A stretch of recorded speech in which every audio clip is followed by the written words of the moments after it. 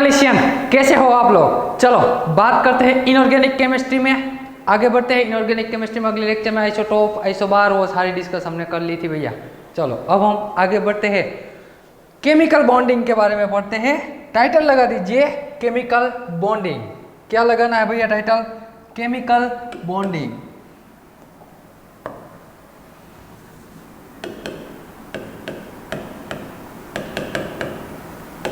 Chemical bonding.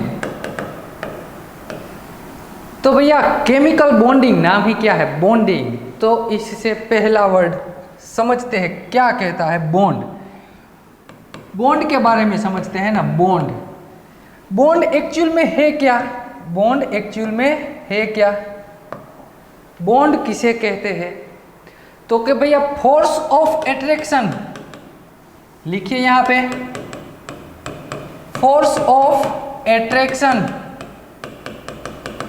Between two atom, दो atom के बीच का जो फोर्स है, दो एटम के बीच में जो फोर्स है उसे हम क्या कहते हैं? बॉन्ड कहते हैं। वो बॉन्ड अलग अलग प्रकार के हो सकते हैं, अलग अलग टाइप के बॉन्ड हो सकते हैं। आपने पढ़ा ही है, आपने पढ़ा ही है। पहले मैं बात करता हूं आयोनिक बॉन्ड की। किसकी भाई? आयोनिक बॉन्ड की। आयोनिक बॉन्ड तो भैया आप आई थिंक फोर्थ स्टैंडर्ड में थे ना, फोर्थ स्टैंडर्ड में, तब से ये पढ़ रहे आयोनिक बॉन्ड किसे कहते हैं। तो आयोनिक बॉन्ड का एक प्रचलित एग्जांपल क्या है? NaCl ना। NaCl के बॉन्ड क्या होता है? आयोनिक बॉन्ड होता है। कैसे? तो कि भैया ये Na+ और Cl- से बना होता है। Na+ और Cl- से आयन जो बॉन्ड बनता है, आयन से बॉन्ड बना, उसे हम क्या कहते हैं? Ionic bond. और आयोनिक बॉन्ड में एक्चुअल में बनता कैसे है? तो कि भैया इलेक्ट्रॉन ट्रांसफर से बनता है। आयोनिक बॉन्ड जो बनता है वो इलेक्ट्रॉन ट्रांसफर होने से बनता है। तो यहां लिख सकते हैं इलेक्ट्रॉन ट्रांसफर। इलेक्ट्रॉन ट्रांसफर से जो बॉन्ड बनता है उसे हम आयोनिक बॉन्ड कहते हैं। कैसे ट्रांसफर होता है? तो कि आप जानते हैं ना, सोडियम जो है, सोडियम की इलेक्ट्रॉनिक कॉन्फ़िगरेशन क्या है? सोडियम जिसका एटॉमिक नंबर 11 है, यानी कि उसमें क्या होगा? उसमें 1s2, 2s2, 2p6, 3s1 ऐसी इसकी इलेक्ट्रॉनिक कॉन्फ़िगरेशन है। अब देखिए उसके आउटर सेल में किसके भैया? ये जो सोडियम है ना, सोडियम के आउटर सेल में एक वैलेंस सेल में एक इलेक्ट्रॉन है, एक इलेक्ट्रॉन है। तो ये भैया जो सोडियम, ये वैलेंस सेल में जो इलेक्ट्रॉन है ना, वो आसानी से रिमूव कर सकता है। वो आसानी से इलेक्ट्रॉन रिमूव कर सकता है। तो 3s1 है, वो इलेक्ट्रॉन सोडियम ने घुमा दिया। क्यों घुमाएगा? क्योंकि जो बाकी बची इलेक्ट्रॉनिक कॉन्फ़िगरेशन है ना, वो मोर स्टेबल इलेक्ट्रॉनिक कॉन्फ़िगरेशन हो जाती है। ये वैलेंस सेल में है, इसलिए इजीली रिमूव कर सकते हैं आप। तो सोडियम ने यहां से एक इलेक्ट्रॉन रिमूव कर दिया है, घुमा दिया। तो क्या बचा? 1s2, 2s2, 2p6। इसे किसकी कॉन्फ़िगरेशन कह सकते हैं? सोडियम प्लस की भैया। किसकी कह सकते हैं? सोडियम प्लस की। इन शॉर्ट सोडियम ने क्या कहा? सोडियम ने किया क्या? एक इलेक्ट्रॉन घुमा दिया। बात करते हैं क्लोरीन की। किसकी भैया? क्लोरीन का एटॉमिक नंबर है 17। तो उसकी इलेक्ट्रॉनिक कॉन्फ़िगरेशन क्या है? 1s2, 2s2, 2p6, 3s2, 3p5। Total हो गए 17 इलेक्ट्रॉन।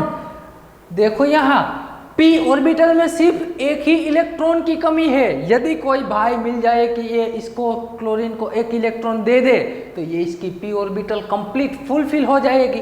तो ये क्या करेगा? क्लोरीन ऑलवेज अपनी जो p ऑर्बिटल है उसे मोर स्टेबल बनाने की कोशिश करेगा। मोर स्टेबल कब बनेगी?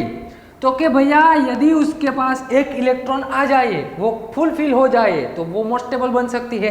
तो यहां से हमने एक इलेक्ट्रॉन सोडियम का रिमूव करवाया ना, वही इलेक्ट्रॉन ये क्लोरीन ने एक्सेप्ट कर लिया, इसलिए मैंने यहाँ प्लस साइन लिखा। इन्होंने रिमूव किया इसलिए -1, इन्होंने गेन किया इसलिए +1। तो यहाँ 1s2, 2s2, 2p6, 3s2, 3p6 बन जाएगा। ये Cl- की इलेक्ट्रॉनिक कॉन्फ़िगरेशन हो गई। इन शॉर्ट 100 बात की एक बात यदि हम करें कि सोडियम में से क्लोरीन में इलेक्ट्रॉन ट्रांसफर हो गया, तो इलेक्ट्रॉन ट्रांसफर होने के कारण जो बॉन्ड बन रहा है उसे हम क्या कहते हैं, आयोनिक बॉन्ड कहते हैं भैया। क्या याद रह गया ना, आयोनिक बॉन्ड। ये बचपन से आप पढ़ते आ रहे हैं कि चलो सोडियम और क्लोरीन के बीच में क्या है भैया, आयोनिक बॉन्ड है। बात करते हैं दूसरे बॉन्ड के बारे में, बात करते हैं हम दूसरे बॉन्ड के बारे में। तो दूसरा बॉन्ड किसका कैसा है भैया, आप इसके बारे में भी जानते हैं ना। दूसरा मैं लिखता हूं covalent bond. Covalent bond, covalent bond किसे कहते हैं, कोवेलेंट बॉन्ड बनाता कौन है, तो कि भैया जिस इलेक्ट्रॉन शेयरिंग से बनता है, मैं और दूसरा कोई दोनों एक दूसरे के इलेक्ट्रॉन शेयर करेंगे, फिर में क्या बनेगा, बॉन्ड बनेगा। तो यहां आप लिख सकते हैं sharing of electron, sharing of electron, electron की साझेदारी से बनता है भैया ये बॉन्ड। मैं लिखता हूं पहला एग्जांपल CH4, CH4 ले लिया हमने, तो जानते हैं ना कार्बन के पास कितने हाइड्रोजन है भैया, तो कि 4 हाइड्रोजन है। और एक बॉन्ड में, एक जो बॉन्ड है हमारा उसमें 2 इलेक्ट्रॉन है, यहाँ पे भी 2 इलेक्ट्रॉन है। हर कोई बॉन्ड होगा उसमें कितने इलेक्ट्रॉन होंगे, 2 ही इलेक्ट्रॉन होंगे। ये रहा 2 इलेक्ट्रॉन। अब देखो तो, अब देखो आप, ये जो इलेक्ट्रॉन है, क्या यहाँ टोटल कितने इलेक्ट्रॉन है, कार्बन के आसपास इलेक्ट्रॉन है कितने, ये बताओ ना पहले तो। कार्बन के आसपास यहाँ 8 इलेक्ट्रॉन है, टोटल हुए 8 इलेक्ट्रॉन। सभी कंसीडर कर लिए मैंने इलेक्ट्रॉन को। तो क्या 8 के 8 कार्बन के हैं, ना जी ना, सभी 8 के 8 कार्बन के नहीं है। तो कौन से है, तो कि भैया ये इलेक्ट्रॉन एक कार्बन का है, लेकिन ये जो मैंने क्रॉस किया वो भी इलेक्ट्रॉन का ही सिंबल है, वो इलेक्ट्रॉन हाइड्रोजन का है। ये भी किसका है भैया, ये इलेक्ट्रॉन कार्बन का, ये इलेक्ट्रॉन हाइड्रोजन का, carbon hydrogen, carbon hydrogen. In short 100 बात की एक बात करें कि एक बॉन्ड जो बना है ना, यहाँ पे जो बॉन्ड बना है ये कार्बन और हाइड्रोजन के बीच में, उसमें एक इलेक्ट्रॉन कार्बन का है, एक इलेक्ट्रॉन हाइड्रोजन का है, दोनों की साझेदारी से बना है। वो बॉन्ड को हम बचपन से कहते आ रहे हैं कि ये कोवेलेंट बॉन्ड है। क्या है भैया, ये कोवेलेंट बॉन्ड है। तो ये कोवेलेंट बॉन्ड के बारे में तो आप अच्छे से जानते हैं। आइए मैं आपको समझाता हूँ कोऑर्डिनेट कोवेलेंट बॉन्ड के बारे में। किसके बारे में भैया, coordinate covalent bond, coordinate covalent bond. तो टाइटल लगा दीजिए आपको कोऑर्डिनेट कोवेलेंट बॉन्ड।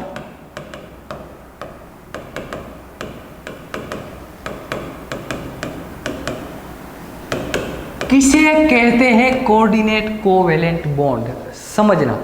मैंने यहाँ पे एक लिखा है BH3, क्या लिखा भैया, BH3 प्लस NH3। तो ये दोनों मिलके बनाएंगे कुछ ऐसा बॉन्ड बनाएंगे, जो बॉन्ड आपको ऐसा दिखेगा। ऐसा क्यों लिखा मैंने, समझाता हूँ। यहाँ हुआ क्या, एक्चुअल में क्या हुआ वो याद रखो। एक्चुअल में यहाँ पे हुआ क्या, नाइट्रोजन के पास क्या है भैया, नाइट्रोजन के पास extra share pair of electron है, उसे हम क्या कहते हैं, लोन पेयर कहते हैं। शेयर पेयर ऑफ इलेक्ट्रॉन, जो अपनी लोन पेयर किसी को डोनेट कर सकता है। तो ये नाइट्रोजन ने अपनी लोन पेयर बोरॉन को दे दी। क्या कहा, नाइट्रोजन ने अपनी लोन पेयर बोरॉन को दे दी, और ये लोन पेयर दे रहा है। लोन पेयर में कितने इलेक्ट्रॉन होते हैं, तो कि भैया लोन पेयर में 2 इलेक्ट्रॉन है। दोनों इलेक्ट्रॉन किसे दिए, बोरॉन को दिए। तो यहाँ पे जो 2 इलेक्ट्रॉन होंगे ना बॉन्ड में, वो किसके होंगे भैया, तो कि वो दोनों के दोनों इलेक्ट्रॉन नाइट्रोजन के हैं। किसके हैं, नाइट्रोजन के हैं। अब तक क्या हुआ था, कोवेलेंट बॉन्ड में क्या था, CH, एक इलेक्ट्रॉन कार्बन का था, एक इलेक्ट्रॉन हाइड्रोजन का था, ऐसा था ना। दोनों के एक एक इलेक्ट्रॉन थे, दोनों इलेक्ट्रॉन, दोनों ने एटम ने साझेदारी से बॉन्ड बनाया था, उसे हम क्या कहते थे, कोवेलेंट बॉन्ड। लेकिन यहाँ पे क्या हुआ, यहाँ पे सिर्फ नाइट्रोजन ने अपने 2 इलेक्ट्रॉन दे दिए किसे, बोरॉन को, और बॉन्ड बना दिया। नाइट्रोजन ने दोनों इलेक्ट्रॉन दिए और बॉन्ड बनाया, तो उसे हम कहते हैं कोऑर्डिनेट कोवेलेंट बॉन्ड। ये बॉन्ड को हम कहेंगे कोऑर्डिनेट कोवेलेंट बॉन्ड, जिसमें कोऑर्डिनेट कोवेलेंट बॉन्ड की इन शॉर्ट बात, डेफिनेशन यदि कहनी हो तो क्या कह सकते हैं कि कोई भी एक ही एटम दूसरे एटम को अपनी लोन पेयर डोनेट कर रहा है। कोई भी एक ही एटम अपनी दूसरे एटम को लोन पेयर डोनेट कर रहा है, और बिना किसी साझेदारी के जो बॉन्ड बना रहा है उसे हम कहते हैं कोऑर्डिनेट कोवेलेंट बॉन्ड। तो यहाँ ये बॉन्ड को रिप्रेजेंटेशन देखो, यहाँ पे मैंने एरो दिखाया है ना, यहाँ पे ये बॉन्ड का रिप्रेजेंटेशन ऐसा है, यहाँ पे एरो है, लेकिन कोवेलेंट बॉन्ड होता है ना तो ये तो ऐसा होता है, कोवेलेंट बॉन्ड ऐसा होता है, किसी भी डायरेक्शन में एरो नहीं दिखाई देता। तो ये एरो है किसका भैया, तो कि ये एरो हमें ऐसा इंडिकेट कर रहा है कि ये नाइट्रोजन के इलेक्ट्रॉन किसे दे जा रहे हैं, बोरोन को। नाइट्रोजन अपने इलेक्ट्रॉन बोरोन को दे रहा है, ऐसा इंडिकेशन है। ये बॉन्ड को हम कुछ ऐसे भी लिख सकते हैं, कैसे भैया, ऐसे मान लीजिए मुझे वहाँ पे एरो नहीं साइन, एरो रिप्रेजेंट नहीं करना है, कोवेलेंट बॉन्ड जैसा ही लिखना है, तो कैसा लिखना पड़ेगा, इलेक्ट्रॉन पेयर डोनेट कौन कर रहा है, आप बताओ ना, इलेक्ट्रॉन पेयर डोनेट कौन कर रहा है, तो कि भैया नाइट्रोजन ने अपनी इलेक्ट्रॉन पेयर डोनेट की, तो जो एटम इलेक्ट्रॉन पेयर डोनेट कर रहा है उस पे आएगा पॉजिटिव चार्ज, और जो एटम इलेक्ट्रॉन पे एक्सेप्ट कर रहा है उस पे कौन सी चार्ज आएगी, तो कि भैया नेगेटिव चार्ज आएगी। आप यही बॉन्ड को ऐसे भी इंडिकेट रिप्रेजेंट कर सकते हैं, जो इलेक्ट्रॉन डोनेट कर रहा है उस पे पॉजिटिव चार्ज, जो इलेक्ट्रॉन पे एक्सेप्ट कर रहा है उस पे आएगा नेगेटिव चार्ज। इसे भी कोऑर्डिनेट कोवेलेंट बॉन्ड ही कहा जाता है। तो ये बात हो गई कोऑर्डिनेट कोवेलेंट बॉन्ड की। लेकिन इसमें समझो, क्या सभी एटम कोऑर्डिनेट कोवेलेंट बॉन्ड बना सकते हैं भैया, हाँ या ना?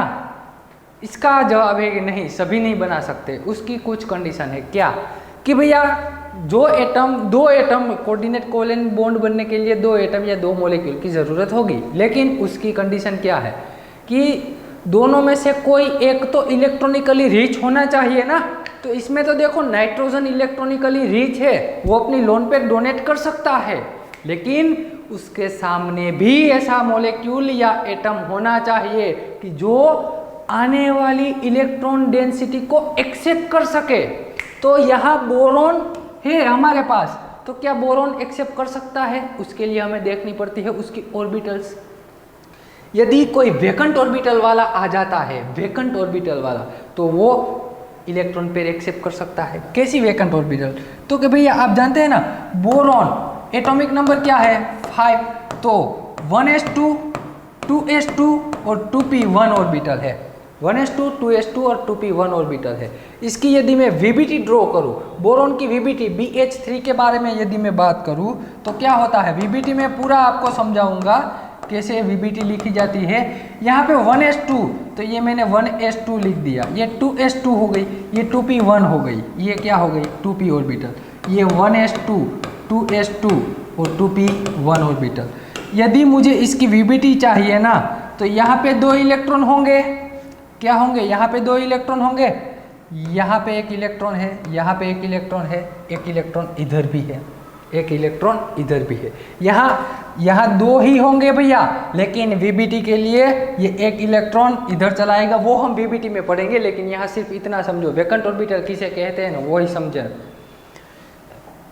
यहाँ पे जो खाली जगह पड़ी है ना 1 इलेक्ट्रॉन की, यहाँ पे 1 इलेक्ट्रॉन आ सकता है, किसका आएगा, हाइड्रोजन का। यह भी हाइड्रोजन आ गई है, यहाँ पे भी हाइड्रोजन आ गया, लेकिन फिर भी एक ऑर्बिटल, ये p वाली ये ऑर्बिटल सब सेल जो बचा है ना वो वेकेंट रहा। ये सेल को हम वेकेंट सेल कहते हैं, वेकेंट ऑर्बिटल। ये ऑर्बिटल हमारी वेकेंट है, तो जिसके पास भी वेकेंट ऑर्बिटल होगी वो क्या करेगा, इलेक्ट्रॉन पेयर एक्सेप्ट कर सकेगा। जो नाइट्रोजन से लोन पेयर आ रही है ना, अब वो किस में जाएगी, इसमें। NH3 जो लोन पेयर डोनेट कर रहा है वो ये वाली ऑर्बिटल में करेगा। तो ये बात हो गई कोऑर्डिनेट कोवेलेंट बॉन्ड की। कोऑर्डिनेट कोवेलेंट बॉन्ड बनेगा कब, तो कि देने वाला इलेक्ट्रॉनिकली रिच होना चाहिए और लेने वाले पास इलेक्ट्रॉन या वेकेंट ऑर्बिटल होनी चाहिए, या इलेक्ट्रॉनिकली डेफिशिएंट होना चाहिए। क्या होना चाहिए, इलेक्ट्रॉनिकली डेफिशिएंट। तो सिंपल बात थी भैया, ये सिंपल बात थी। ये सभी बॉन्ड के बारे में बात हो गई। आइए हम बात करते हैं ऑर्बिटल की। ये बेसिक इन्फॉर्मेशन है, मैं आपको ऑर्बिटल के बारे में समझाता हूँ। ऑर्बिटल आप जानते ही है, टाइटल लगा दीजिए ऑर्बिटल्स। ऑर्बिटल जानते हैं ना, ऑर्बिटल के लिए हमें क्या पढ़ना जरूरी है, angular momentum quantum number, angular quantum number, angular quantum number जिसे हम L से रिप्रेजेंट करते थे, इसके बारे में आप जानते ही है। तो L की वैल्यू क्या हो सकती है भैया, या तो 0 या 1 या तो 2 या तो 3 हो सकती है। यदि L की वैल्यू 0 है तो उस ऑर्बिटल को हम क्या कहते हैं, S ऑर्बिटल है। यदि L की वैल्यू 1 है तो उसे हम P ऑर्बिटल, यदि 2 है तो इसे हम D ऑर्बिटल, यदि 3 है तो उसे हम F ऑर्बिटल कहते हैं। और इस सभी का शेप आप जानते हैं ना। चलो फिर से एक बार मैं इस सभी का शेप लिखवा देता हूँ। क्या आता है इसका शेप, स्फीयरिकल, स्फेरिकल शेप है इसका। इसका शेप क्या है तो कि भैया डम्बेल शेप है। इसका शेप क्या है तो कि भैया, अरे भैया डबल डम्बेल शेप है ये। और इसका शेप कॉम्प्लेक्स शेप है। ये spherical double dumbbell and complex shape है, इतना आप अच्छे से जानते हैं। लेकिन इसमें भी डिटेल में यदि हम चले जाए, डिटेल में सभी ऑर्बिटल में आपको समझा देता हूँ कौन सी जिराड होती है, कौन सी अनजिराड होती है। तो पहला टाइटल लगा दीजिए, एस ऑर्बिटल से हम शुरुआत करते हैं। किससे भैया, S orbital. First one S orbital. S orbital है होती कैसी है, ऐसी होती है, स्फेरिकल शेप होता है। क्या होता है, यदि उसके अंदर ये मान लीजिए पॉजिटिवली चार्ज है, इसकी साइन क्या है, पॉजिटिव है, तो पूरी की पूरा जो आपको स्फीयर दिख रहा है ना, पूरा का पूरा स्फीयर वो पॉजिटिव साइन से ही भरा होगा। या तो दूसरी प्रोबेबिलिटी, या तो ये नेगेटिव हो सकता है, तो पूरा का पूरा जो स्फीयर होगा उसमें नेगेटिव साइन ही होगी। या तो पॉजिटिव है या तो नेगेटिव है, पॉजिटिव नेगेटिव मिक्स नहीं हो सकते। याद रखना, स्फेरिकल है, पॉजिटिव है या तो टोटली नेगेटिव है। अब मैं बात करता हूँ जिराड अनजिराड के बारे में। क्या आप बताओ जिराड है या अनजिराड है, तो उसके आपको थोड़ा बहुत नॉलेज होना चाहिए सेंटर ऑफ सिमेट्री के बारे में। किसके बारे में, सेंटर ऑफ सिमेट्री आई प्रेजेंट आई। यदि सेंटर ऑफ सिमेट्री आई प्रेजेंट है तो वो मॉलिक्यूल कौन सा होगा, जिराड होगा। और यदि कोई मॉलिक्यूल में सेंटर ऑफ सिमेट्री आई एब्सेंट आई तो वो मॉलिक्यूल अनजिराड हो जाएगा, अनजिराड हो जाएगा। तो टेंशन लेने वाली बात नहीं, मैं सब कुछ डिटेल में समझाऊंगा आपको। जैसे सिमेट्री आएगी वहाँ आपको डिटेल में समझाऊंगा। लेकिन तब तक के लिए आप इतना याद रखो, जिसमें सेंटर ऑफ सिमेट्री आई प्रेजेंट है वो क्या है भैया, जिराड है। इसमें सेंटर ऑफ सिमेट्री आई एब्सेंट है तो वो अनजिराड है। तो यहाँ मैं कह सकता हूँ, यहाँ मैं क्या कह सकता हूँ कि यहाँ भाई सेंटर ऑफ सिमेट्री आई प्रेजेंट है, यहाँ पे भी सेंटर ऑफ सिमेट्री आई प्रेजेंट है। सेंटर ऑफ सिमेट्री अभी समझाऊंगा ना तो दिक्कत हो जाएगी। जो लोग फ्रेशर है ना, जो पहली बार ये सब कुछ पढ़ रहे हैं, उससे दिक्कत हो जाएगी। इसीलिए कंफ्यूजन होने वाले टॉपिक अभी नहीं पढ़ने, बाद में हम जब जिसकी ज़रूरत पड़ेगी तब हम पढ़ लेंगे। फिर भी एक बार यहाँ कह देता हूँ, जो समझ गए वो समझ गए, वरना आगे आएगा तब अच्छे से समझ जाओगे आप सभी लोग। सेंटर ऑफ सिमेट्री यानी कि मॉलिक्यूल के सेंटर से, मॉलिक्यूल के सेंटर से, ये रहा आपका मॉलिक्यूल का सेंटर। यहाँ सभी क्या पड़ा हुआ है भैया, पॉजिटिवली साइन ही है ना, पूरा का पूरा जो है वो पॉजिटिव साइन से भरा पड़ा हुआ है।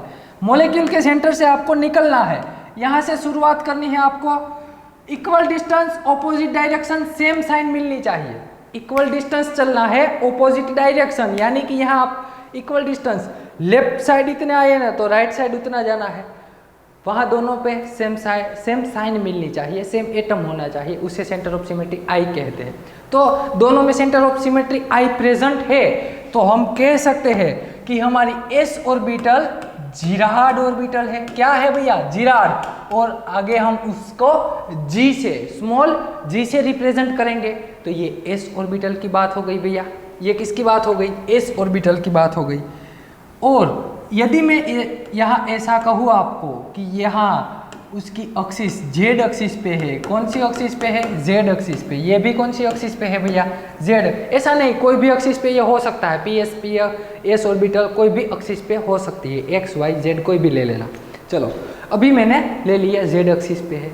बात करनी है पी ऑर्बिटल के बारे में। ये ऑर्बिटल समझ गए ना, स्फेरिकल शेप है। दूसरी बात करनी है हमें पी ऑर्बिटल के बारे में, तो लिखिए भैया पी ऑर्बिटल। तो पी ऑर्बिटल समझने के लिए पहला तो एक यहाँ आप इतना याद रखिए, पी ऑर्बिटल यहाँ इतना याद रखिए आप कि ये रहा हमारी एक्स एक्सिस। ये कौन सी एक्सिस है भैया? ये एक्स एक्सिस है। ये है हमारी जेड एक्सिस है, और ये है हमारी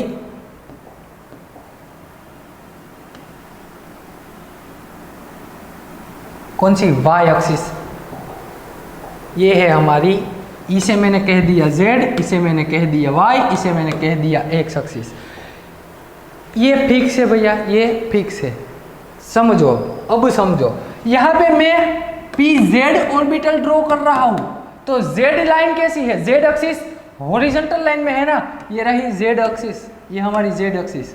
यदि उन पे कोई लोब आ जाए, उन पे यदि लोब आ जाए, तो ये आ गई हमारी पी जेड। इसे हम क्या कहेंगे? पी जेड ऑर्बिटल है। इसमें एक लोब पॉजिटिव होगी, एक लोब नेगेटिव होती। क्या होती है? पी, ये पी डम्बेल शेप कहते हैं ना, पी ऑर्बिटल डम्बेल शेप में होती है। तो यहाँ एक पॉजिटिव है, दूसरा नेगेटिव है। ये पी जेड हो गई ना। अब मुझे ड्रॉ करना है पी एक्स। कौन सी वाली ड्रॉ करनी है भैया? P x. तो इसकी एक्सिस कौन सी है? ये एक्स एक्सिस वर्टिकल लाइन में है, तो वर्टिकल लाइन में ही रहने दीजिए ना इसे। ये मैंने ड्रॉ कर दी पी एक्स। उसमें भी एक लोब कौन सी होगी? एक लोब होगी पॉजिटिव, एक लोब हो गई मेरी नेगेटिव। ये पी एक्स की बात हो गई। चलो एक और ड्रॉ कर दूं ना, पी वाई। किधर ड्रॉ करेंगे हम? किधर ड्रॉ करेंगे? ये पी एक्स हो गई आपकी। चलो मैं अब पी वाई इधर ड्रॉ करता हूँ। ये ऐसी होगी ना पी वाई, 3D में आएगी, 3D में आएगी। तो यहाँ पे हो गई पी वाई। यहाँ एक लोब पॉजिटिव, एक लोब नेगेटिव आ गई, एक पॉजिटिव एक लोब नेगेटिव। आप बताओ मुझे, चलो अब आप बता दीजिए मुझे कि पी ऑर्बिटल जिराड है या अनजिराड है? क्या है? पी ऑर्बिटल जिराड है या अनजिराड? उसके लिए आपको देखना पड़ेगा सेंटर ऑफ सिमेट्री आई। तो देखो, तो सेंटर ऑफ सिमेट्री आई ऐसी कहती है, क्या कहती है कि मॉलिक्यूल के सेंटर से इक्वल डिस्टेंस जाइए, ऑपोजिट डायरेक्शन जाइए, सेम साइन मिलनी चाहिए। लेकिन एक परेशानी हो गई, यहाँ पे तो पॉजिटिव है, यहाँ पे नेगेटिव है। इसका मतलब इसमें आई एब्सेंट है, और जो भी मॉलिक्यूल या एटम ऑर्बिटल जिसमें आई एब्सेंट हो उसे हम अनजिराड कहते हैं। क्या कहते हैं? अनजिराड। तो इसका मतलब पी ऑर्बिटल हो गई हमारी अनजिराड। इसे हम अनजिराड ऑर्बिटल कहते हैं। आगे से हम इसे स्मॉल यू से रिप्रेजेंट करेंगे। देख लेना, यहाँ पे पॉजिटिव नेगेटिव, इसमें भी पॉजिटिव नेगेटिव, पॉजिटिव नेगेटिव। तो ये पी ऑर्बिटल का रिप्रेजेंटेशन था। आइए इसको मैं इधर ही तीनों के तीनों को यहाँ पे ड्रॉ करने की कोशिश करता हूँ। ये है हमारी, ये छोटी वाली होती है ना, छोटी छोटी बड़ी कुछ नहीं होता, आपको दिखाई दे ऐसी ड्रॉ करनी है हमें। यहाँ पे ये वाई लोब पे, वाई एक्सिस पे जो है वो, इसमें भी क्या होगा भैया? Positive negative. यहाँ पे मान लीजिए एक्स एक्सिस में ऊपर पॉजिटिव, तो यहाँ डाउन में नेगेटिव, यहाँ पे पॉजिटिव तो यहाँ पे नेगेटिव, यहाँ पे पॉजिटिव तो यहाँ पे नेगेटिव। ये पी ऑर्बिटल हो गई हमारी, ये हो गई हमारी पी ऑर्बिटल। इसको सिर्फ मैंने एक्सप्लेन करके समझाया है आपको, सिर्फ एक्सप्लेन करके, ताकि आप आसानी से समझ सको। ये पी जेड यानी कि हॉरिजॉन्टल लाइन में है, इधर रही हॉरिजॉन्टल लाइन में। वर्टिकल लाइन में तो इधर रही वर्टिकल लाइन में। वाई 3D में है तो ये रही 3D में। ये पी ऑर्बिटल हो गई।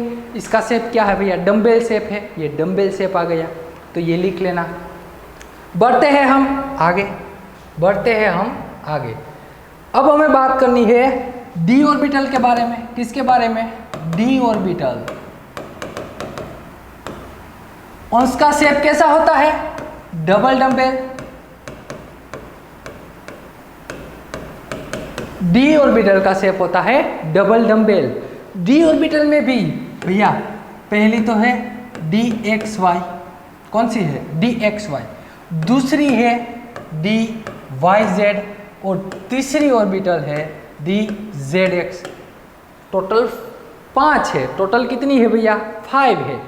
पहले 3, ये तीनों के तीनों की एनर्जी सेम है, तीनों के तीनों ऑर्बिटल सेम है, इसीलिए हम तीनों को पहले साथ लिखते हैं dx dy और dz। यहाँ पे मैं ले लेता हूँ कौन सी वाली एक्सिस, चलो यहाँ पे मैंने x एक्सिस ले ली है तो यहाँ पे y एक्सिस आएगी। ठीक वैसे भी यहाँ कौन सी एक्सिस यूज़ की हुई है, यहाँ पे y और z, तो यहाँ पे हमने y ले ली तो यहाँ पे मैं z, ऐसा नहीं कि हम नहीं ले सकते, कोई भी ले सकते हैं, ये तो हमारे हाथ में है ना, कोई भी अभी ले सकते हैं। यहाँ पे कौन सी है, यहाँ पे x एक्सिस तो यहाँ पे z एक्सिस है, यहाँ पे x एक्सिस है तो यहाँ पे z एक्सिस। dx y इसकी ऑर्बिटल कहाँ पे होगी भैया, dx y की ऑर्बिटल होती कहाँ पे है, इन बिटवीन द एक्सिस। ये जो लोब होती है इसे हम क्या कहते हैं, लोब कहते हैं, लोब। तो ये लोब्स कहाँ पे होती है, in between the axis, axis के बीच में होती है। इसमें dxy, dyz और dzx तीनों के तीनों में जो लोब्स होगी हमारी वो इन बिटवीन द एक्सिस होगी। तो यहाँ पे भी ये इन बिटवीन द एक्सिस आ गई, ये पॉजिटिव, ये नेगेटिव, नेगेटिव पॉजिटिव। यहाँ पे देखो, यहाँ मॉलिक्यूल के सेंटर से देखो तो ये दोनों ऑपोजिट डायरेक्शन में है ना, यहाँ पे ये प्लस है, यहाँ पे उसकी ऑपोजिट 180 पे भी प्लस है, यहाँ पे नेगेटिव है तो 180 पे भी क्या है, नेगेटिव है। इसका मतलब ये यहाँ मैं कह सकता हूँ, क्या कह सकता हूँ, इधर मैं ऐसा कह सकता हूँ कि centre of symmetry I present है, ये वाली ऑर्बिटल में centre of symmetry I present है। यदि centre of symmetry I present है तो इस ये हो जाएगी जीराड, क्या हो जाएगी, जीराड। देखो भैया सेंटर ऑफ सिमेट्री में I वो आपको आगे समझ जाऊंगा, अच्छे से आप समझ जाओगे, उसमें सिमेट्री में हम उसके बारे में डिटेल में स्टडी करेंगे, किसे सेंटर ऑफ सिमेट्री I कहते हैं। ये तो सिर्फ बेसिक नॉलेज है। ये YZ एक्सिस है ना, कौन सी वाली है, YZ। चलो तो ये YZ लोब्स कहाँ पे होगी, in between the axis, lobes होगी इन बिटवीन द एक्सिस। उसमें एक पॉजिटिव नेगेटिव, नेगेटिव पॉजिटिव, इसमें भी जीराड आएगी क्योंकि सेंटर ऑफ सिमेट्री, अरे भैया सभी में सेंटर ऑफ सिमेट्री I सभी में प्रेजेंट होगी। तो यहाँ हम लिख सकते हैं कि ये हो जाएगी d ऑर्बिटल हमारी जीराड ऑर्बिटल। d ऑर्बिटल क्या होगी हमारी, जीराड ऑर्बिटल हो जाएगी। इसमें सिर्फ यहाँ ऑर्बिटल कैसी है ना उसका नॉलेज आपको लेना है। यहाँ पे dzx तो उसमें भी जो लोब्स होगी वो इन बिटवीन द एक्सिस होगी, कहाँ पे होगी, इन बिटवीन द एक्सिस होगी। तो यहाँ पे ये in between the axis positive negative, negative positive, तो ये आ गई dxy yz एंड zx के बात हो गई। चलो अब मैं आपको बात करता हूँ किसके बारे में भैया, फोर्थ नंबर बची हमारी dx² dash y², dx² dash y²। इसमें कहाँ पे होगी लोब, इसमें लोब होगी along the axis, lobes along the axis। उसमें कहाँ थी भैया, इन बिटवीन द एक्सिस, वो तीनों आगे हमने देखी, उसमें इन बिटवीन द एक्सिस, इसमें along the axis, यहाँ x ये y। तो यहाँ पे ये मैंने ड्रॉ कर दी x वाली लोब, ये मैंने ड्रॉ कर दी y वाली लोब्स। तो उसमें भी क्या सही बात, ये यदि पॉजिटिव है तो ये नेगेटिव है, ये पॉजिटिव है तो ये नेगेटिव है, ये ऑन दी एक्सिस होती है। इसमें जो भी लोब आएगी वो ऑन दी एक्सिस होगी। तो ये dx² डैश y² की बात हो गई। लास्ट वन बची है हमारी d5 नंबर, dz²। dz² कैसी होगी, सिर्फ एक ही और आएगी एक्सिस, कौन सी, dz, सिर्फ एक ही आएगी।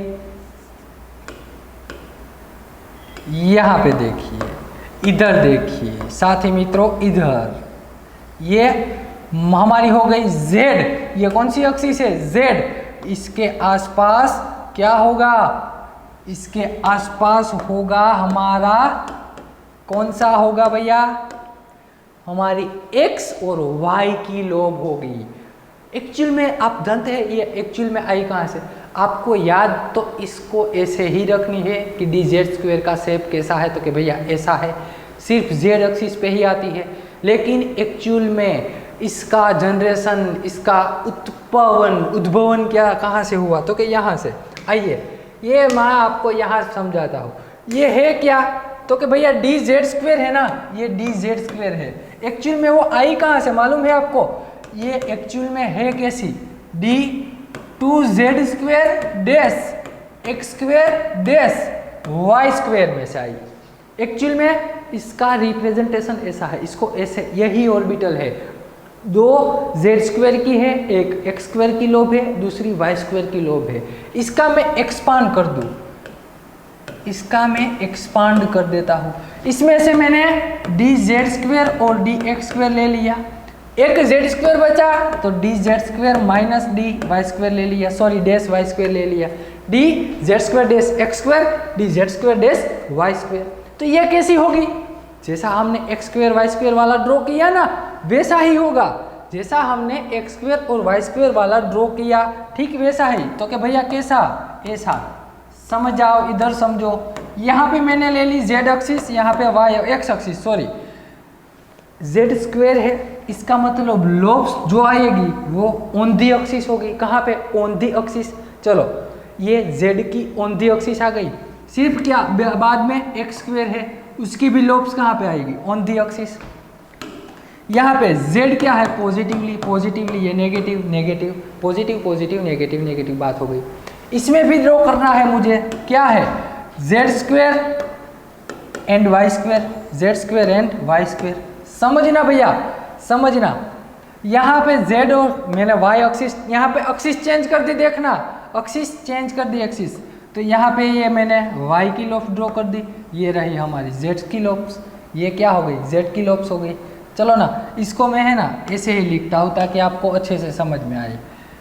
इसको ऐसे ही लिखता हूँ 3D में। ये पहली तो मेरी z एक्सिस हो गई, ये है ना, ये हमारी x एक्सिस है, ऐसे x एक्सिस ऐसे है ना, इसमें जैसे है वैसे, लेकिन तो y एक्सिस ऐसे आएगी 3D में। हाँ ना बता दे भैया, अरे हाँ ना बता दो आप, यस यही आएगी, y एक्सिस यही आएगी, z एक्स एक्सिस तो ऐसी है। चलो ये x भी ड्रॉ हो गई हमारी।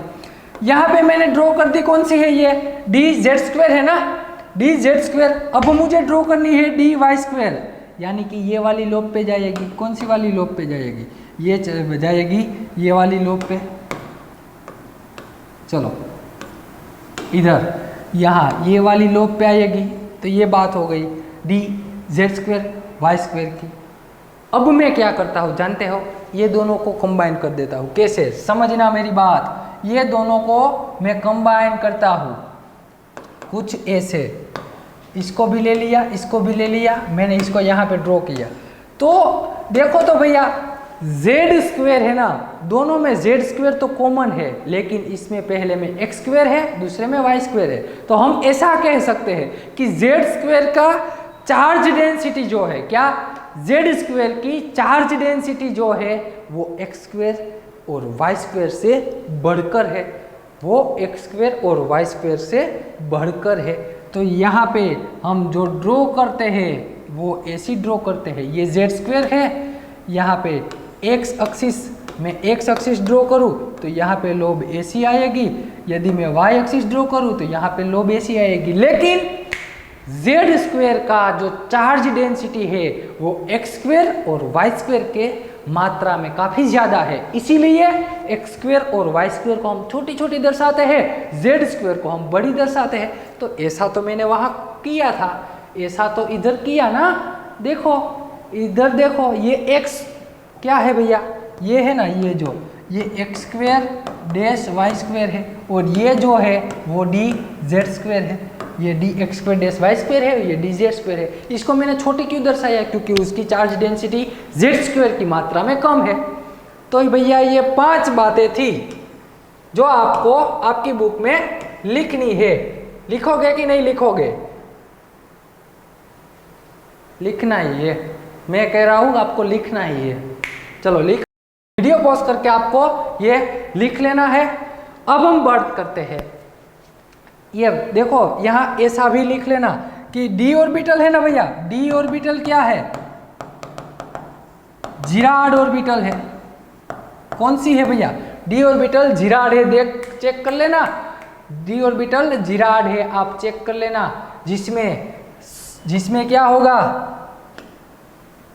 एक ही मिनट इधर देखना भैया। इसमें क्या है, यहाँ पे पॉजिटिव चार्ज है ना, यहाँ पे पॉजिटिव है ना, तो यहाँ पे भी क्या, कौन सा चार्ज आएगा, पॉजिटिव ही आएगा। लेकिन यहाँ पे नेगेटिव के सामने कौन सा आएगा, नेगेटिव ही आएगा। तो ये चेंज कर लेना, ये एक ही है, चेंज कर लेना। यहाँ पॉजिटिव पॉजिटिव सामने, नेगेटिव नेगेटिव सामने होते हैं। तो ये सिंपल बात थी भैया, पांचों की पांचों आपको लिख लेनी है। ये पहली 3 रही। पहली 3 जो है, तीनों की एनर्जी सेम है, तीनों के तीनों शेप सेम है। देखो ना, शेप सेम ही दिखाई दे रहा है ना, इसीलिए हम तीनों को साथ में लिखते हैं। फिर आती है 4th नंबर हमारी, ये रहे आपकी 4th नंबर ऑर्बिटल dx²-y², जो ये शेप से अलग शेप है तो उसे हम अलग लिखते हैं, और ये भी एक अलग है, ये भी एक अलग है तो उसे भी हम अलग लिखते हैं। टोटल डी ऑर्बिटल का स्प्लिटिंग किस में होता है, 5 सब ऑर्बिटल में। डी ऑर्बिटल, डी का सब सेल जिसे कहते हैं, डी सब सेल 5 ऑर्बिटल में डिवाइड होता है। ये पांचों की पांचों आपने पढ़ ली। बढ़ते हैं हम आगे, अब आगे। अब मैं आपको बात करने वाला हूँ एफ ऑर्बिटल के बारे में। किसके बारे में भैया, एफ ऑर्बिटल। तो एक ही बात लिख लो, एक ही बात। एफ ऑर्बिटल जो है ना, एफ ऑर्बिटल वो कौन सी है, कॉम्प्लेक्स शेप है। कौन सा है भैया, वो कॉम्प्लेक्स शेप है जिसे हम बोर्ड पर ड्रॉ नहीं कर सकते, तो ये सिंपल बात थी, एफ ऑर्बिटल कॉम्प्लेक्स है। चलो, तो अब मैं क्या कहता हूँ, आपने ऑर्बिटल के बारे में भी पढ़ लिया, बॉन्ड के बारे में भी पढ़ लिया, लेकिन अब हम बढ़ते हैं आगे, कोवेलेंट बॉन्ड के डिटेल में जाते हैं। कोवेलेंट बॉन्ड के डिटेल में स्टडी करते हैं। तो टाइटल लगाना है आपको कोवेलेंट बॉन्ड। कौन सा टाइटल लगाओगे भैया आप, कोवेलेंट बॉन्ड।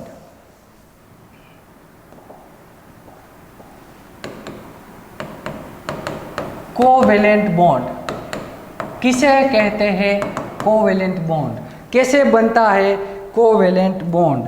तो कोवेलेंट बॉन्ड के लिए आपको लिखना है कोवेलेंट बॉन्ड फॉर्म। ये बनता है कैसे, फॉर्म,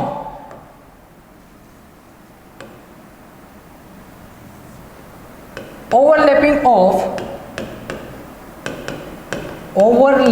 ऑफ ऑर्बिटल्स। ऑर्बिटल के ओवरलैपिंग से जो बॉन्ड बनेगा ना, उसे हम कोवेलेंट बॉन्ड कहेंगे। क्या कहेंगे, कोवेलेंट बॉन्ड। अब ऑर्बिटल का ओवरलैपिंग कैसे होता, ऑर्बिटल के बारे में आप अच्छे से जानते हैं। अब हमें बात करनी है ऑर्बिटल के ओवरलैपिंग के बारे में। तो उसके लिए पहला पॉइंट लिखिए, हमें चाहिए ओवरलैपिंग जोन। ओवरलैपिंग जोन, यदि ओवरलैपिंग जोन 1 आएगा ना, तो वो जो बॉन्ड बनेगा वो सिग्मा बॉन्ड होगा। यदि ओवरलैपिंग जोन 2 आ गए तो वो पाई बॉन्ड बनाएगा। कौन सा बॉन्ड बनाएगा, पाई बॉन्ड। यदि ओवरलैपिंग जोन 4 आ गए, ये मैं सब कुछ समझाऊंगा कैसे ओवरलैपिंग जोन आते हैं। यदि वो ओवरलैपिंग जोन 4 आ गए तो वो जो बॉन्ड होगा वो डेल्टा बॉन्ड होगा भैया। और ओवरलैपिंग जोन यदि 6 आ गए, 3 नहीं आता, 5 भी नहीं आता, ऐसा मत बोलना कि ये बीच में सर ने खा गए, मुझे भूख नहीं लगी मैंने खाया नहीं। ये आएगा 5 बॉन्ड। कौन सा आएगा, 5 बॉन्ड आएगा। 1 2 4 6, यदि ओवरलैपिंग जोन 1 है तो सिग्मा बॉन्ड 2 है तो पाई, 4 है तो डेल्टा बॉन्ड, 6 है तो 5 बॉन्ड आ गए। तो ये ओवरलैपिंग जोन की बात हो गई। अब बात करते हैं ओवरलैपिंग जोन कैसे जनरेट होता है। तो उसके लिए पहले मैं ओवरलैपिंग करवाता हूँ एस ऑर्बिटल का। किसका भैया, एस ऑर्बिटल का। पहला ही टाइटल लगा दीजिए सिग्मा बॉन्ड। क्या लगाना है टाइटल आपको, सिग्मा बॉन्ड। तो सिग्मा बॉन्ड कैसे फॉर्म होता है, सिग्मा बॉन्ड फॉर्म कैसे होता है, उसके लिए आपको एक सेंटेंस लिखना है। जो भैया मैं लिखा हूँ ना वो लिखते जाना, वो हिंट है आपके लिए, वो हिंट है ताकि आप आसानी से समझ सको। सिग्मा बॉन्ड में ओवरलैपिंग जोन कितने आएंगे, ओवरलैपिंग जोन तो क्या भैया वो एक ही आएगा, ओवरलैपिंग जोन तो एक ही आएगा। और दूसरा लिखिए यहाँ पे जो जरूरी है, head to head overlapping, head to head overlapping. सिर से सिर टकराएगा, वो होता है ना ऐसा कुछ, सिर से सिर टकराएगा। कैसे सिर से सिर टकराता है? ऐसे भैया।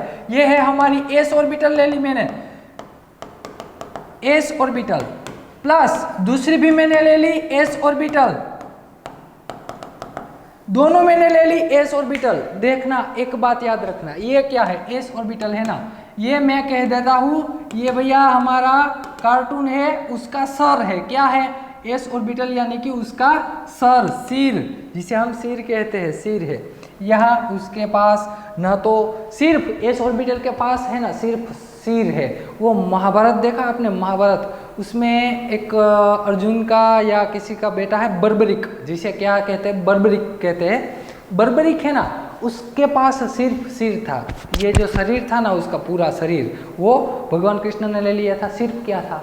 सर, सिर था, ऊपर वाला सिर ही था। तो एस ऑर्बिटल के पास सिर्फ क्या है? सिर ही है, दूसरा कुछ भी शरीर नहीं है। इतना याद रखो समझने के लिए, समझने के लिए। इसके पास शरीर नहीं है, बॉडी नहीं है, लेकिन सिर्फ सिर है। ये भी पॉजिटिवली साइन है, ये भी क्या है? पॉजिटिवली साइन है। तो पॉजिटिव पॉजिटिव का ओवरलैपिंग हो सकता है। क्या भैया? पॉजिटिव पॉजिटिव का ओवरलैपिंग हो सकता है, लेकिन पॉजिटिव नेगेटिव का ओवरलैपिंग नहीं होगा।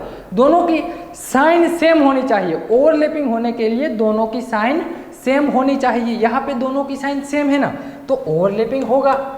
तो ये ओवरलैपिंग हो गया तो कुछ ऐसा आएगा। दोनों ऑर्बिटल की साइज सेम ही है भैया, दोनों ऑर्बिटल की साइज क्या है? सेम ही है। ये रहो, ये जो बीच में हमें मिला ना, ये जो हमें बीच में मिला ना, इसे ही हम क्या कहते हैं? इसे ही हम ओवरलैपिंग जोन कहते हैं। दोनों ओवरलैप हो गई, दोनों के सिर एक दूसरे से टकरा गए, इसे ही हम कहते हैं ओवरलैपिंग जोन। तो ये जो ओवरलैपिंग जोन कितने आए भैया? तो कि एक ही ओवरलैपिंग जोन है। यदि एक ओवरलैपिंग जोन है तो ये जो बॉन्ड बनेगा, ये जो बॉन्ड बनेगा वो कौन सा बॉन्ड होगा? सिग्मा बॉन्ड होगा।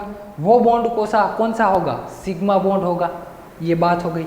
चलो दूसरा मैं बात करूं, यहाँ समझते जाना साथ ही साथ, मेरे साथ ही साथ। मैंने ले लिया नेगेटिवली साइन, ये भी दूसरी ऑर्बिटल भी नेगेटिव ले ली, ये भी एस ऑर्बिटल है, ये भी एस। क्या ओवरलैपिंग होगा? यस भैया, दोनों के सिर एक दूसरे से टकराएंगे, दोनों के सिर एक दूसरे से टकराएंगे तो बीच में मिल गया मुझे ओवरलैपिंग जोन। कितने आए? 1। तो ये बॉन्ड कैसा होगा? सिग्मा बॉन्ड बनेगा। ये बॉन्ड बनेगा सिग्मा बॉन्ड। यदि ओवरलैपिंग हो रहा है तो ओवरलैपिंग जोन बनेगा। यदि ओवरलैपिंग ही नहीं जो हो रहा है तो ओवरलैपिंग जोन क्रिएट ही नहीं होगा। तो आपने पता लगाया कि यदि एक ओवरलैपिंग जोन है तो सिग्मा बॉन्ड बनेगा, 2 ओवरलैपिंग जोन है तो पाई बॉन्ड बनेगा। अब मैं बात करता हूं, एस ऑर्बिटल ले ली मैंने, चलो कौन सी ले ली? एस ऑर्बिटल ले ली। और एक बात इधर, ये जो एस ऑर्बिटल होगी ना, ये दोनों में एस ऑर्बिटल है ना, वो किसी ना किसी एक्सिस पे तो होगी ना। मान लीजिए मैंने दोनों में जेड एक्सिस पे ले ली। कौन सी एक्सिस पे? जेड एक्सिस पे। ये चारों की चारों जो लोब है ना, ए स्फीयरिकल की जो लोब है वो जेड एक्सिस पे है, तो जेड एक्सिस पे लिख लेना। अब मैं बात करता हूँ तीसरे ओवरलैपिंग के बारे में। तीसरे ओवरलैपिंग के बारे में, चलो मैंने ले ली है एस ऑर्बिटल। वो कौन सी एक्सिस पे है भैया? जेड एक्सिस पे है, ये एस ऑर्बिटल है। दूसरा मैंने ले लिया पी जेड। क्या ले लिया? P Z.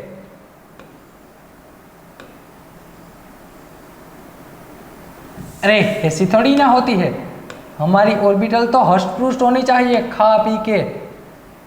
यहाँ पे है पॉजिटिवली साइन, यहाँ पे है नेगेटिव, ये भी पॉजिटिव, ये जेड एक्सिस है हमारी। क्या ओवरलैपिंग होगी कि नहीं होगी? बताओ भैया मुझे, बताओ मुझे, ओवरलैपिंग होगी कि नहीं होगी? मैं कहता हूँ होगी। क्यों? सिग्मा बॉन्ड बनने के लिए कंडीशन कौन सी है? Head to head. कौन सी है? Head to head. इसके पास तो सिर्फ क्या है? हेड ही है, इसके पास तो सिर्फ हेड ही है। लेकिन ये जो मैंने येलो साइन कर दी ना आपको, यहाँ जो येलो दिखाई दे रहा है ना, ये पी जेड ऑर्बिटल है। कौन सी है ये? P Z orbital. P Z orbital का ये क्या है? ये भैया हेड है इसका। पी जेड ऑर्बिटल का ये हेड है आगे वाला। और यहाँ पे जो आपको दिखाई दे रहा है ये क्या है? पी ऑर्बिटल की फेज है।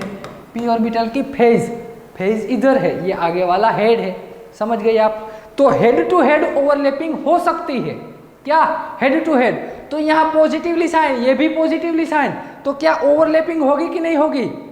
अरे इसका साफ साफ जवाब है भैया, ओवरलैपिंग होगी। यह एस ऑर्बिटल, यहाँ ये भी पी ऑर्बिटल की ओवरलैपिंग हो गई, ये पी ऑर्बिटल पी जेड, ये पी जेड है, यहाँ पे भी पॉजिटिव। देखो यहाँ पे ओवरलैपिंग जोन मिला मुझे, यदि ओवरलैपिंग जोन मिल रहा है, ओवरलैपिंग जोन कितने आए, एक, और यहाँ हेड टू हेड ओवरलैपिंग है, हेड टू हेड ओवरलैपिंग है। यदि हेड टू हेड ओवरलैपिंग है तो बॉन्ड बनेगा स्वाभाविक रूप से। तो ये हमारा आ गया सिग्मा बॉन्ड। ये कौन सा बन गया भैया? सिग्मा बॉन्ड बना। समझ गए आप सिग्मा बॉन्ड कैसे बनेगा, ओवरलैपिंग जोन कैसे निकालते हैं। बात करता है दूसरी, मैं यहाँ पे आपको पर्टिकुलर कह दिया, चलो मैंने आपको कह दिया कि आपको जो रेफरेंस एज ए रेफरेंस लेनी है ना, वो internuclear axis, internuclear axis, internuclear axis पहली ले ली आपने, जेड एक्सिस, कौन सी ले ली? Z axis. समझना मेरी बात, जेड एक्सिस, इसका मतलब क्या है आओ समझो, चलो ना जेड से। तो यहाँ पे जो एस ऑर्बिटल है ना, वो कौन सी लोब, एस की लोब है, वो भी जेड एक्सिस पे होगी, एस की लोब जेड एक्सिस पे होगी। यहाँ मैं ड्रॉ कर रहा हूँ पी ऑर्बिटल, कौन सी है भैया? अब यहाँ पे जो ड्रॉ कर रहा हूँ ना, वो पी ऑर्बिटल है। तो आप जानते हैं ना पी ऑर्बिटल जो है, पी एक्स पी वाई और पी जेड, यहाँ पे जेड, यहाँ पे एक्स, यहाँ पे वाई। तो आप बता दिए ना मुझे, चलो आप बता दीजिए मुझे, यहाँ पे ये जो ये येलो मैंने ड्रॉ कर दी ना, येलो, ये हमारी पी जेड है। कलर चेंज करते हैं ना, ये जो वाइट ड्रॉ की वो पी एक्स लोब है। कौन सी वाली ले ले? ब्लू, ये जो हमने ब्लू ड्रॉ की है वो पी वाई है। अब बताओ कौन सी इंटरन्यूक्लियर एक्सिस कौन सी है? तो कि भैया जेड। इसका मतलब क्या है समझना अच्छे से। यहाँ पे कौन सी है? जेड, ये जेड, यहाँ पे ये positive negative, positive negative, positive negative, ये तो आप जानते ही है। तो ये एस ऑर्बिटल का ओवरलैपिंग, इसमें ये तीनों में क्या तीनों के साथ ओवरलैप करेगी एस ऑर्बिटल? ना जी ना, तीनों के साथ नहीं कर सकती, सिर्फ एक ही के साथ करेगी, और वो भी हेड टू हेड करेगी। कैसे? हेड टू हेड करेगी। तो मुझे बताओ किसके साथ ओवरलैपिंग करेगी हमारी S orbital? P X P Y या पी जेड के साथ? इसका आंसर है पी जेड के साथ। क्यों भैया? क्योंकि यहाँ इन्होंने कहा है कि इसकी इंटरन्यूक्लियर एक्सिस कौन सी है? जेड, यानी कि जेड एक्सिस को रेफरेंस लेके चलना है, जेड एक्सिस को रेफरेंस लेके चलना है। इसका साफ साफ मतलब ये होता है कि ये एस ऑर्बिटल है वो कौन सी लोब पे है? एस ऑर्बिटल हमारी है वो जेड एक्सिस पे है। कहाँ पे है? जेड एक्सिस पे है, एस ऑर्बिटल हमारी जेड पे। तो आओ इसका ओवरलैपिंग कैसा होगा? इसका ओवरलैपिंग कुछ ऐसा होगा, यहाँ पे जेड एक्सिस है, यहाँ पे कौन सी वाली एक्सिस है? जेड। ये ओवरलैप करेगी किसके साथ? एस ऑर्बिटल के साथ। आपको मिलेगा एक ओवरलैपिंग जोड़, यहाँ पे एक्स एक्सिस होगी, यहाँ पे वाई एक्सिस भी होंगी, वहाँ की लोब एज इट इज रहेगी, वहाँ पे ओवरलैपिंग नहीं हो सकता। तो यहाँ आपको ओवरलैपिंग जोन कितने मिले भैया? ओवरलैपिंग जोन एक मिला, वो भी हेड टू हेड ओवरलैप हुआ। तो ये कौन सा बॉन्ड है? सिग्मा बॉन्ड है। ये कौन सा बॉन्ड है? सिग्मा बॉन्ड है। तो ठीक ऐसे ही मैं आपको कहता हूँ, कुछ एग्जाम्पल देता हूँ, कुछ एग्जाम्पल देता हूँ, मुझे बताना आप क्या ये इंटरन्यूक्लियर एक्सिस जेड एक्सिस ही है? कौन सी है? जेड एक्सिस ही है। क्या ओवरलैपिंग होगा कि नहीं होगा वही बताना है। ओवरलैपिंग होगा या नहीं होगा वही बताना है। एस और एस का ओवरलैपिंग होता है तो कि भैया यस ओवरलैपिंग होता है, दोनों सेम एक्सिस पे है इसलिए ओवरलैपिंग होता है। दूसरी बात, एस और पी जेड का ओवरलैपिंग होगा कि नहीं होगा? होगा, क्योंकि पी जेड है, इंटरन्यूक्लियर एक्सिस कौन सी है? जेड है। अभी हमने आगे करवाया ना, वो एस पी जेड का है, तो ओवरलैपिंग होगा, इसमें भी ओवरलैपिंग होगा। दूसरी बात, अब मैं कह रहा हूँ एस और पी एक्स का ओवरलैपिंग होगा, बताओ मुझे, एस और पी एक्स का ओवरलैपिंग होगा? नहीं होगा। क्यों? क्योंकि इधर इधर चलो ना, इधर में एग्जाम्पल के साथ समझते हैं ना। आपको अब ये s ऑर्बिटल कहाँ पे है, ये s ऑर्बिटल इधर है z एक्सिस पे, कहाँ पे, z एक्सिस पे। और px ऑर्बिटल तो ऐसी वर्टिकल है, px ऑर्बिटल ये आपकी वर्टिकल ऑर्बिटल है, ये x एक्सिस, यहाँ पे z एक्सिस है, वही में इंटरन्यूक्लियर एक्सिस z ही है, उसी में आंसर देना है। तो ये s एक्सिस है, सॉरी z एक्सिस है। अब ये s ऑर्बिटल और ये px ऑर्बिटल क्या ओवरलैपिंग होगा? यदि मैंने ये दोनों को नज़दीक लाने की कोशिश की, ये दोनों को नज़दीक लाने की कोशिश की, तो इसके पास क्या है, सिर्फ s ऑर्बिटल के पास सिर्फ हेड है, और ये तो अरे ये तो इसकी कमर है। चलो मान लो मैं ही px ऑर्बिटल हूँ, क्या हो px, ये मेरा हेड है, यहाँ पे s ऑर्बिटल है, यहाँ पे ये इधर रही, इधर मुझे तो दिखाई दे रही, इधर रही ps ऑर्बिटल। ये s ऑर्बिटल है ना, ये आई और मुझसे यहाँ पे टकराई, यहाँ पे क्या मेरे सिर के साथ टकराई s ऑर्बिटल? नहीं टकराई, कहाँ, मेरी फेस पे टकराई, ये मेरी फेस है, मेरी फेस पे s ऑर्बिटल टकराई, तो ओवरलैपिंग नहीं हुआ, हम दोनों के बीच में ओवरलैपिंग नहीं हुआ। यहाँ पे देखिए ये रही, ये पॉजिटिव और ये नेगेटिव, फेस पे टकराई, यहाँ पे तो ओवरलैपिंग जोन ही नहीं बना, यहाँ पे कुछ ओवरलैपिंग जोन ही नहीं बना, ओवरलैपिंग जोन जीरो। यदि ओवरलैपिंग जोन जीरो है तो इसे हम कह सकते हैं नो ओवरलैपिंग। क्या लिख सकते हैं, नो ओवरलैपिंग। यदि ओवरलैपिंग ही नहीं हो रहा है तो no bond formation, no bond formation, यहाँ पे बॉन्ड फॉर्म नहीं हो सकता। तो सिंपल सी बात कि यहाँ s और px में ओवरलैपिंग नहीं होता, तो वहाँ पे बॉन्ड फॉर्मेशन भी नहीं हो रहा है, सिंपल बात। आइए दूसरी, अब मैं क्या कहता हूँ आपको, अब मैं यहाँ पे आपको क्या कहता हूँ, मैंने ले लिया, मैंने कौन सी ले ली, x internuclear axis, internuclear axis, x हमारी इंटरन्यूक्लियर एक्सिस है, तो आपको ओवरलैपिंग हो रहा है या नहीं हो रहा है, उसी के बारे में आप मुझे बता देना। ओवरलैपिंग हो रहा है कि नहीं, s प्लस s क्या ओवरलैपिंग होगा? इसका आंसर यस और नो में आपकी बुक में लिखना, ये होमवर्क है आपका। s और px का क्या ओवरलैपिंग होगा कि नहीं होगा, इसका आंसर लिखना है। थर्ड नंबर, px और px का क्या ओवरलैपिंग होगा कि नहीं होगा, ये भी लिखना है आपको। px और px का ओवरलैपिंग होता है या नहीं होता है, ये लिखना है आपको, आप वीडियो पॉज करके। और फोर्थ नंबर, यहाँ पे मैं फोर्थ नंबर लिखवाऊँ आपको कि क्या px और सॉरी भैया सॉरी s और py का ओवरलैपिंग होगा कि नहीं होगा, s और py का ओवरलैपिंग होता है या नहीं होता है। वीडियो पॉज करके, चलो एक काम कीजिए, वीडियो पॉज करके आप पहले ये खुद ट्राई कीजिए, खुद को ही ट्राई करना है भैया। चलो आप सब लोगों ने किया वीडियो पॉज करके ट्राई, मैं यहाँ आपको आंसर दे देता हूँ ना। s और s का ओवरलैपिंग होगा, यस, s और px का भी होगा। क्यों? क्योंकि हमारी इंटरन्यूक्लियर एक्सिस कौन सी है, हमारी इंटरन्यूक्लियर एक्सिस तो px है, px और px का भी ओवरलैपिंग हो सकता है। px और px का हेड टू हेड करोगे तो ओवरलैपिंग होगा, s और py का ओवरलैपिंग नहीं हो सकता। क्यों? ये हेड टू फेस ओवरलैपिंग हो जाएगा, ये हेड टू फेस है, यहाँ पे हेड टू फेस ओवरलैपिंग होगा। हेड टू फेस ओवरलैपिंग में ओवरलैपिंग जोन नहीं मिलेगा। यहाँ पे ओवरलैपिंग जोन कितने आएंगे, 1 आएंगे। क्या मैं आपको ये ड्रॉ करके दिखाऊं? चलो ना, दिखाता हूँ ना, ये दिखाता हूँ। मैंने px इंटरन्यूक्लियर एक्सिस कौन सी ली है, या इंटरन्यूक्लियर एक्सिस कौन सी ली है, x, यानी कि मैंने ऐसी एक्सिस यहाँ हॉरिजॉन्टल में x ले ली, ये इसकी लोब आ गई। दूसरी भी कौन सी ली है, x, px है ना, दूसरी भी, ये भी px, ये पॉजिटिवली साइन, ये नेगेटिवली, पॉजिटिवली नेगेटिवली है।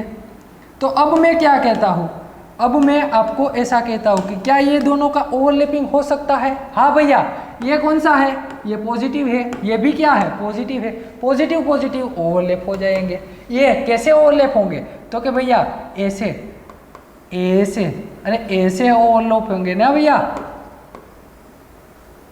दिखाई दे रहा है आपको ओवरलैपिंग जोन, मुझे दिखाई दे रहा इधर रहा, ये बने गया दोनों का overlapping zone, plus plus minus minus, ये दोनों के बीच में एक ओवरलैपिंग, हेड टू हेड दोनों के सिर टकरा गए, ये आपको मिल गया पहला ओवरलैपिंग जोन, पहला ही एक ही है इसमें, ये आपको ओवरलैपिंग जोन मिल गया 1। कितने मिले 1, तो ये कौन सा बॉन्ड होगा भैया, सिग्मा बॉन्ड होगा। कौन सा बॉन्ड होगा, सिग्मा बॉन्ड होगा। तो ये सिंपल बात थी ओवरलैपिंग जोन के बारे में। चलो अब हम बात करते हैं किसके बारे में। चलो पहले तो काम कीजिए, ये वीडियो पॉज करके आप पहले इसको लिख लीजिए, वीडियो पॉज करके चलो पहले इसको लिख लो। तो चलो ये बात हो गई इसकी, एक मैं आपको और देता हूँ, एक मैं आपको और देता हूँ, ये सोल्व कीजिए। तो चलो तो पहले वीडियो पॉज करके ये क्वेश्चन सोल्व कीजिए। पी एक्स और D X square dash Y square, इसका ओवरलैपिंग हो सकता है कि नहीं हो सकता। इंटरन्यूक्लियर एक्सिस आपको एक्स ही लिखनी है। इंटरन्यूक्लियर एक्सिस कौन सी है भैया आपके लिए, एक्स एक्सिस ही है। इंटरन्यूक्लियर एक्सिस आपके लिए एक्स ही है। चलो ये दोनों का ओवरलैपिंग वीडियो पॉज करके पहले खुद ट्राई कीजिए, यस और नो बताइए, फिर ही सॉल्यूशन देखिए। मैं इसका सॉल्यूशन करवाता हूँ। इंटरन्यूक्लियर एक्सिस एक्स है ना, तो इसको मैंने रख दिया हॉरिजॉन्टल पे, ये रही हमारी इंटरन्यूक्लियर एक्सिस एक्स, ये एक्स एक्सिस पे लोब है। डी एक्स पे डैश वाई स्क्वायर, आप इच्छा आपको यहाँ पे एक्स एक्सिस है, यहाँ पे वाई एक्सिस है, लेकिन X square dash Y square है, क्या है X square dash Y square. तो लोब्स कहाँ पे आएगी, डी ऑर्बिटल की। तो कि भैया डी ऑर्बिटल के लिए ऑन दी एक्सिस आती है, ऑन दी एक्सिस आती है, ये आ गई on the axis. D orbital की लोब्स आ गई ऑन दी एक्सिस, ये वाई स्क्वायर है और ये एक्स स्क्वायर है। और आप भली भांति जानते हैं भैया, भली भांति जानते हैं क्या, मान लीजिए ये पॉजिटिव ये negative, positive positive negative negative है, तो क्या ओवरलैपिंग होगा, यस और नो बता दे। अरे बता दीजिए ना भैया, होगा, क्योंकि ये भी एक्स एक्सिस है, ये भी कौन सी है एक्स एक्सिस। यहाँ पॉजिटिव साइन, यहाँ पे भी क्या है पॉजिटिव साइन, पॉजिटिव पॉजिटिव एक दूसरे में ओवरलैपिंग कर सकते हैं, एक दूसरे में ओवरलैपिंग कर सकते हैं। तो यहाँ पे ओवरलैपिंग होगा तो कैसा मिलेगा आपको, ऐसा कैसा मिलेगा। यहाँ आपने वाई लोब ले ली, यहाँ पे कौन सी लोब ले ली, एक्स लोब ले ली, यहाँ पे भी एक्स लोब है ना, लेकिन ये ओवरलैपिंग कर गई, ये क्या हो जाएगा, इसका ओवरलैपिंग हो जाएगा। यहाँ पे ओवरलैपिंग जोन कितने मिले, तो कि भैया एक, तो ये बॉन्ड बनेगा, कौन सा बनेगा, सिग्मा बॉन्ड बनेगा। ये positive positive negative negative negative negative, यहाँ पे क्या आएगा नेगेटिव आएगा, यहाँ पे क्या आएगा भैया नेगेटिव आएगा। तो ये सिंपल बात थी, पी एक्स और D X square dash Y square में ओवरलैपिंग जोन पॉसिबल है जब इंटरन्यूक्लियर एक्सिस कौन सी होनी चाहिए। अरे बताओ कौन सी होनी चाहिए, internuclear axis D X square dash, अरे सॉरी एक्स एक्सिस होनी चाहिए। दूसरा क्वेश्चन फिर एक सोल्व कीजिए, तो एक ये क्वेश्चन भी सोल्व करना ना, अरे प्लीज यार सोल्व कीजिए ना। P X plus D X Y, कौन सा लेना है, डी ऑर्बिटल में से एक्स वाई का, डी एक्स वाई का ओवरलैपिंग करवा दीजिए। इंटरन्यूक्लियर एक्सिस आपके लिए कौन सी है, एक्स एक्सिस भी है, कौन सी है एक्स एक्सिस।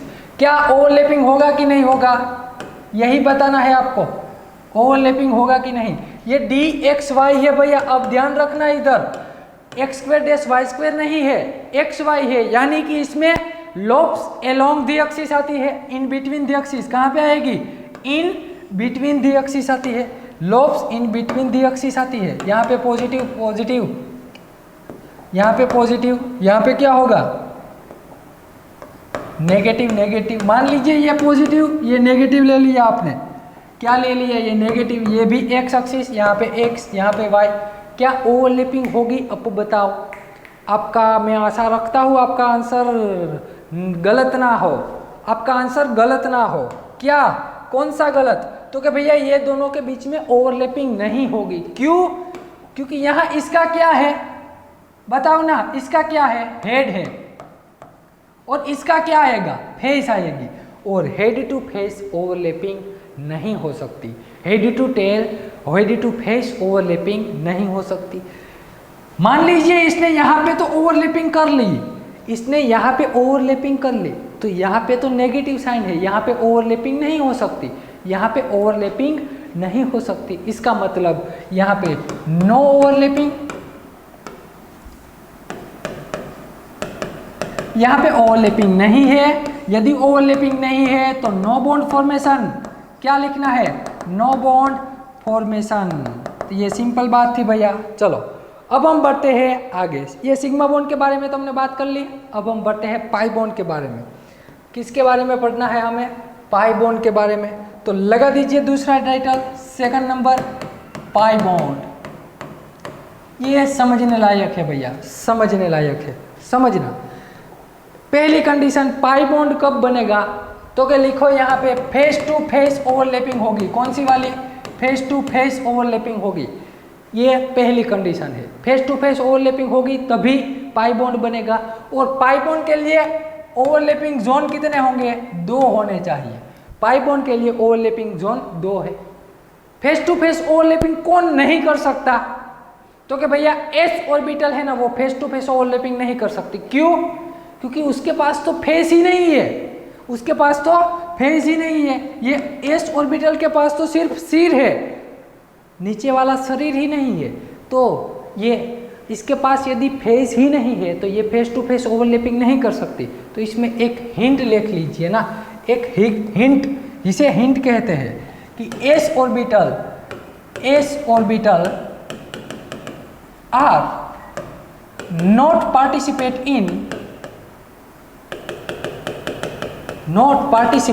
इन पाई बॉन्ड फॉर्मेशन। क्यों भैया, उसका रीजन जानते हो ना, क्योंकि उसके पास फेज नहीं है, यानी कि face to face overlapping S orbital नहीं कर सकती, इसीलिए वो यूज नहीं कर सकते। तो कौन से यूज कर सकते हैं, पी डी एफ, ये तीनों ऑर्बिटल हम पाई बॉन्ड बनाने के लिए यूज करते हैं। आइए हम देखते हैं। मैं पहला ओवरलैपिंग करवाता हूँ, फर्स्ट ओवरलैपिंग पी एक्स और पी एक्स के आपस में, पी एक्स और पी एक्स के। तो ये आ रही हमारी पी एक्स, ये दूसरी पी एक्स एक्सिस, यानी कि यहाँ पे एक्स एक्सिस है। ये कौन सी वाली एक्सिस, ये भी एक्स एक्सिस है। ये है हमारा पॉजिटिव साइन, पॉजिटिव नेगेटिव। क्या ओवरलैपिंग होगा कि नहीं होगा, तो कि भैया बहुत ही मजेदार ओवरलैपिंग होगा। कैसे, तो कि ये भी पॉजिटिव नेगेटिव, ये दोनों एक दूसरे में, यहाँ देखो ना, यहाँ पे देखो, ये जो मेरी उंगलियां है ना, ये उंगलियां, ये पहली उसमें ये वाला उंगली है वो पॉजिटिव, ये हथेली है वो नेगेटिव, ये उंगली है पॉजिटिव, ये नेगेटिव। क्या ये दोनों एक दूसरे से ओवरलैपिंग कर रहे हैं, अरे हाँ भैया, ये दोनों अच्छे से ओवरलैपिंग कर रहे हैं, ये दोनों एक दूसरे से अच्छे से ओवरलैपिंग कर रहे हैं। तो कैसे ओवरलैपिंग होगा, तो कि भैया ऐसे ओवरलैपिंग होगा।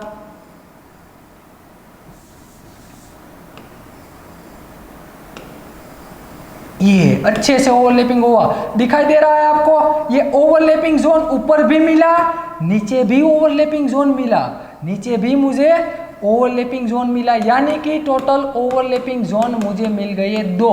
कितने मिले, 2। और जो ओवरलैपिंग हो रहा है वो फेस टू फेस, ये भी फेज है, दोनों ऑर्बिटल की फेज से ओवरलैपिंग हो रहा है। तो उसे हम क्या कहते हैं, फेस टू फेस ओवरलैपिंग। और उससे जो बनेगा वो पाई बॉन्ड बनेगा। वो कौन सा बॉन्ड होगा, पाई बॉन्ड। तो यहाँ पे पाई बॉन्ड, 2 ओवरलैपिंग जोन मिले, यानी कि पाई बॉन्ड है। बढ़ते हैं आगे अब हम बढ़ते हैं आगे। बताना मुझे पी एक्स और पी वाई का मैं ओवरलैपिंग करवा दूँ। तो आप जानते हैं ना भली भांति कि ये भाई हमारी पी एक्स ऑर्बिटल है, यहाँ पॉजिटिव नेगेटिव, ये एक्स ऑर्बिटल। और पी वाई को मैंने ले लिया हॉरिजॉन्टल में। कहाँ पे ले लिया, हॉरिजॉन्टल पे। यहाँ पे पॉजिटिव नेगेटिव, ये वाई एक्सिस है मेरी। तो क्या ओवरलैपिंग होगा, बताओ, ओवरलैपिंग होगा, नहीं होगा। क्यों, ओवरलैपिंग होने की कंडीशन है फेस टू फेस ओवरलैपिंग। इसमें क्या होगा, एक्स ऑर्बिटल की फेज होगी और वाई ऑर्बिटल का हेड होगा। फेस टू हेड ओवरलैप हो जाएगा। क्या हो जाएगा, फेस टू हेड। इसीलिए इसका ओवरलैपिंग पॉसिबल नहीं है। कुछ ऐसा बनेगा, यहाँ पे पॉजिटिव नेगेटिव, यहाँ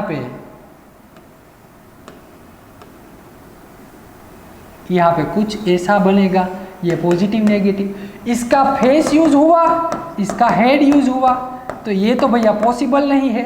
no overlapping zone, overlapping zone ही नहीं मिला मुझे, ओवरलैपिंग जोन 0, इसका मतलब no bond formation, no bond formation, यहाँ पे बॉन्ड फॉर्मेशन ही नहीं हुआ, तो यहाँ पे ओवरलैपिंग नहीं हो सकता। एक और क्वेश्चन देख लेते ना, कौन सी बड़ी बात है इसमें। मैं कहता हूं dxy ऑर्बिटल ले लो जो भैया, dxy ऑर्बिटल, बताओ मुझे, चलो वीडियो पॉज करके आप बताओ मुझे कि क्या है इसमें ओवरलैपिंग होता है या नहीं होता है। आप सब लोगों ने वीडियो पॉज करके ट्राई किया होगा। ये मैंने ले ली एक्स एक्सिस, यहाँ पे मैंने ले ली वाई एक्सिस, यहाँ पे मैं लेता हूँ वाई एक्सिस, यहाँ पे एक्स एक्सिस। चलो यहाँ पे लॉब्स है, अरे सॉरी, यहाँ पे लॉब्स कहाँ पे होगी, इन बिटवीन द एक्सिस, यहाँ पे भी lobe in between the axis होगी, यहाँ पे भी वाई जेड है, इसलिए इन बिटवीन द एक्सिस आ गई। अब मैं क्या कहता हूँ, यहाँ पे पॉजिटिव चार्ज है, यहाँ पे positive negative negative positive positive negative negative, ऐसा है, तो क्या ओवरलैपिंग हो सकती है कि नहीं हो सकती। मैं कहता हूँ बहुत ही अच्छे से ओवरलैपिंग होगी। क्यों भैया, ये पॉजिटिव पॉजिटिव ओवरलैप कर जाएगा, नेगेटिव नेगेटिव, तो और दोनों की क्या होगी, फेस टू फेस ओवरलैपिंग होगी। तो यहाँ पे ओवरलैपिंग जोन आपको 2 मिल जाएंगे, ये पहला, ये दूसरा ओवरलैपिंग जोन। ओवरलैपिंग जोन यदि 2 मिल जाए तो ये पाई बॉन्ड का फॉर्मेशन कर देते हैं। किसका भैया, पाई बॉन्ड का फॉर्मेशन इन्होंने कर दिया। तो ये सिंपल बात थी भैया, ये सिंपल बात थी, ये पाई बॉन्ड के बारे में बात हो गई। इसमें पाई बॉन्ड में एच ऑर्बिटल पार्टिसिपेट नहीं करती, ये भी आप सबने पढ़ लिया। अब मैं बात करता हूँ किसके बारे में, डी ऑर्बिटल। किसके बारे में भैया, तीसरा बॉन्ड, कौन सा बॉन्ड, तीसरा डेल्टा बॉन्ड के बारे में। डेल्टा बॉन्ड यहाँ पे भी कौन सा होगा, face to face orbital, face to face orbital होगी। लेकिन इसमें एक बात है, ओवरलैपिंग जोन कितने हैं भैया, 4 ओवरलैपिंग जोन है। कितने हैं, 4।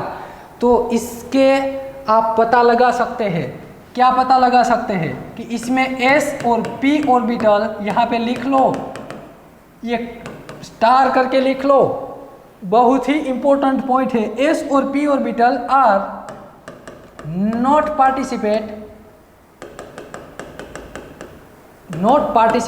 इन, s और p orbital not participate in delta bond. Delta bond में ये पार्टिसिपेट नहीं कर रही।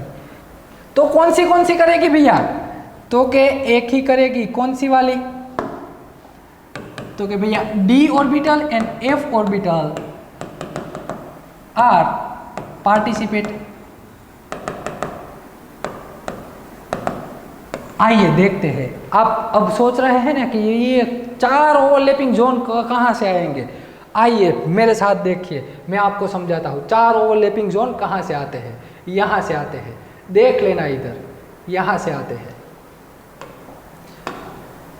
मैंने ले लिया एक क्यूब, क्या ले लिया, एक क्यूब ले लिया।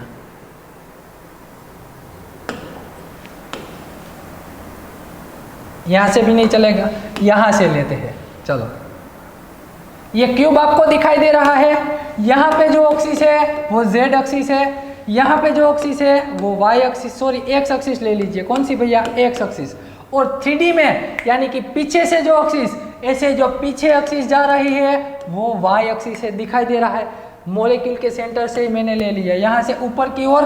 चलो पहले तो ये z एक्सिस, यहाँ पे है x एक्सिस और यहाँ पीछे है y एक्सिस। समझ गए, अरे हाँ ना बता दे भैया, समझ गए कि नहीं समझ गए। तो मैं इसको एक्सिस को हटा दूँ।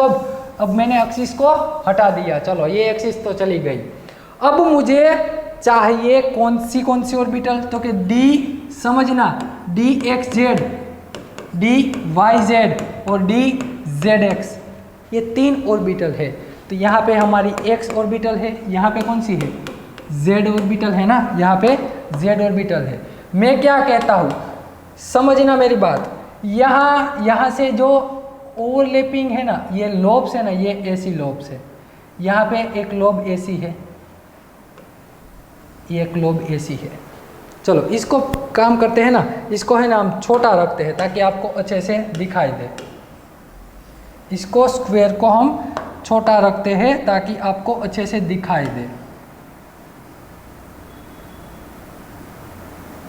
चलो अब दिखाई देगा कि नहीं दिखाई देगा?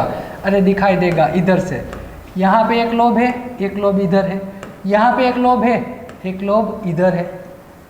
दिखाई दे रहा है? दिखाई दे रहा है। चलो यहाँ पे एक लोब है एसी, यहाँ पे एक लोब एसी है। यह एक्स एक्सिस है हमारी, ये है हमारी जेड एक्सिस, और आपके सामने मॉलिक्यूल के सेंटर में से आपके सामने आ रही है वो कौन सी एक्सिस है भैया? वो एक्सिस है आपकी वाई एक्सिस। मैं यहाँ कह देता हूँ ये पॉजिटिवली साइन है, ये भी पॉजिटिवली साइन है, ये भी positive positive negative negative negative negative. अब तो आपको दिखाई दे रहा है या नहीं दिखाई दे रहा है? मुझे दिखाई दे रहा है। ध्यान से देखो, ये नेगेटिव है ना, ये नेगेटिव के साथ ओवरलैप करेगा, ये भी नेगेटिव नेगेटिव के साथ ओवरलैप करेगा, ये पॉजिटिव जो दिखाई दे रहा है वो पॉजिटिव के साथ ओवरलैप करेगा, ये भी पॉजिटिव पॉजिटिव के साथ ओवरलैप करेगा। इन शॉर्ट 100 बात की एक बात कह दूँ, आपके रूम है ना, रूम में छत में मैंने 4 लोब रख दी, आपके ज़मीन पे 4 लोब रख दी।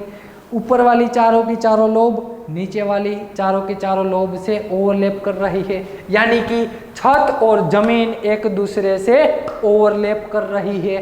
तो आपको कितने कॉर्नर है? अरे कितनी कॉर्नर है देखो तो भैया, आपके ऊपर कितने कॉर्नर है? 4 ना। तो ये चारों के चारों एक दूसरे से ओवरलैप कर रहे हैं। तो ओवरलैपिंग जोन मुझे कितने मिले? 4। यदि 4 ओवरलैपिंग जोन है, कितने हैं भैया? 4 ओवरलैपिंग जोन। यहाँ पे लिखना ओवरलैपिंग जोन 4 है। तो कौन सा बॉन्ड बनेगा? ओवरलैपिंग जोन 4 है तो डेल्टा बॉन्ड बनता है। कौन सा bond? Delta bond.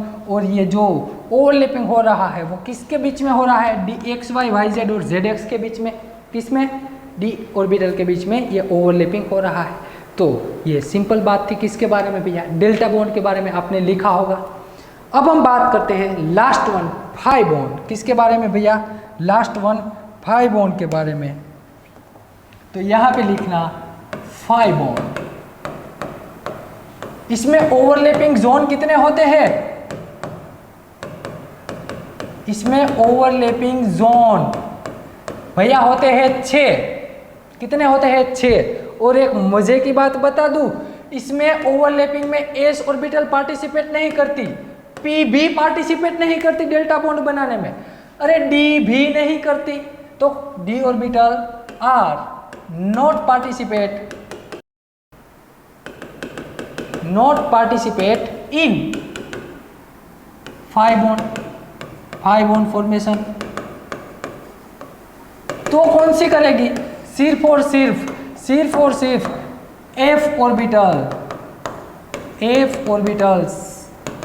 Are participate. सिर्फ एफ ऑर्बिटल आर पार्टिसिपेट। तो एफ ऑर्बिटल वो भी ये 5 बॉन्ड जो बनेगा वो कौन से एटम में होगा? क्योंकि भैया वो लैंथेनाइड एंड एक्टिनाइड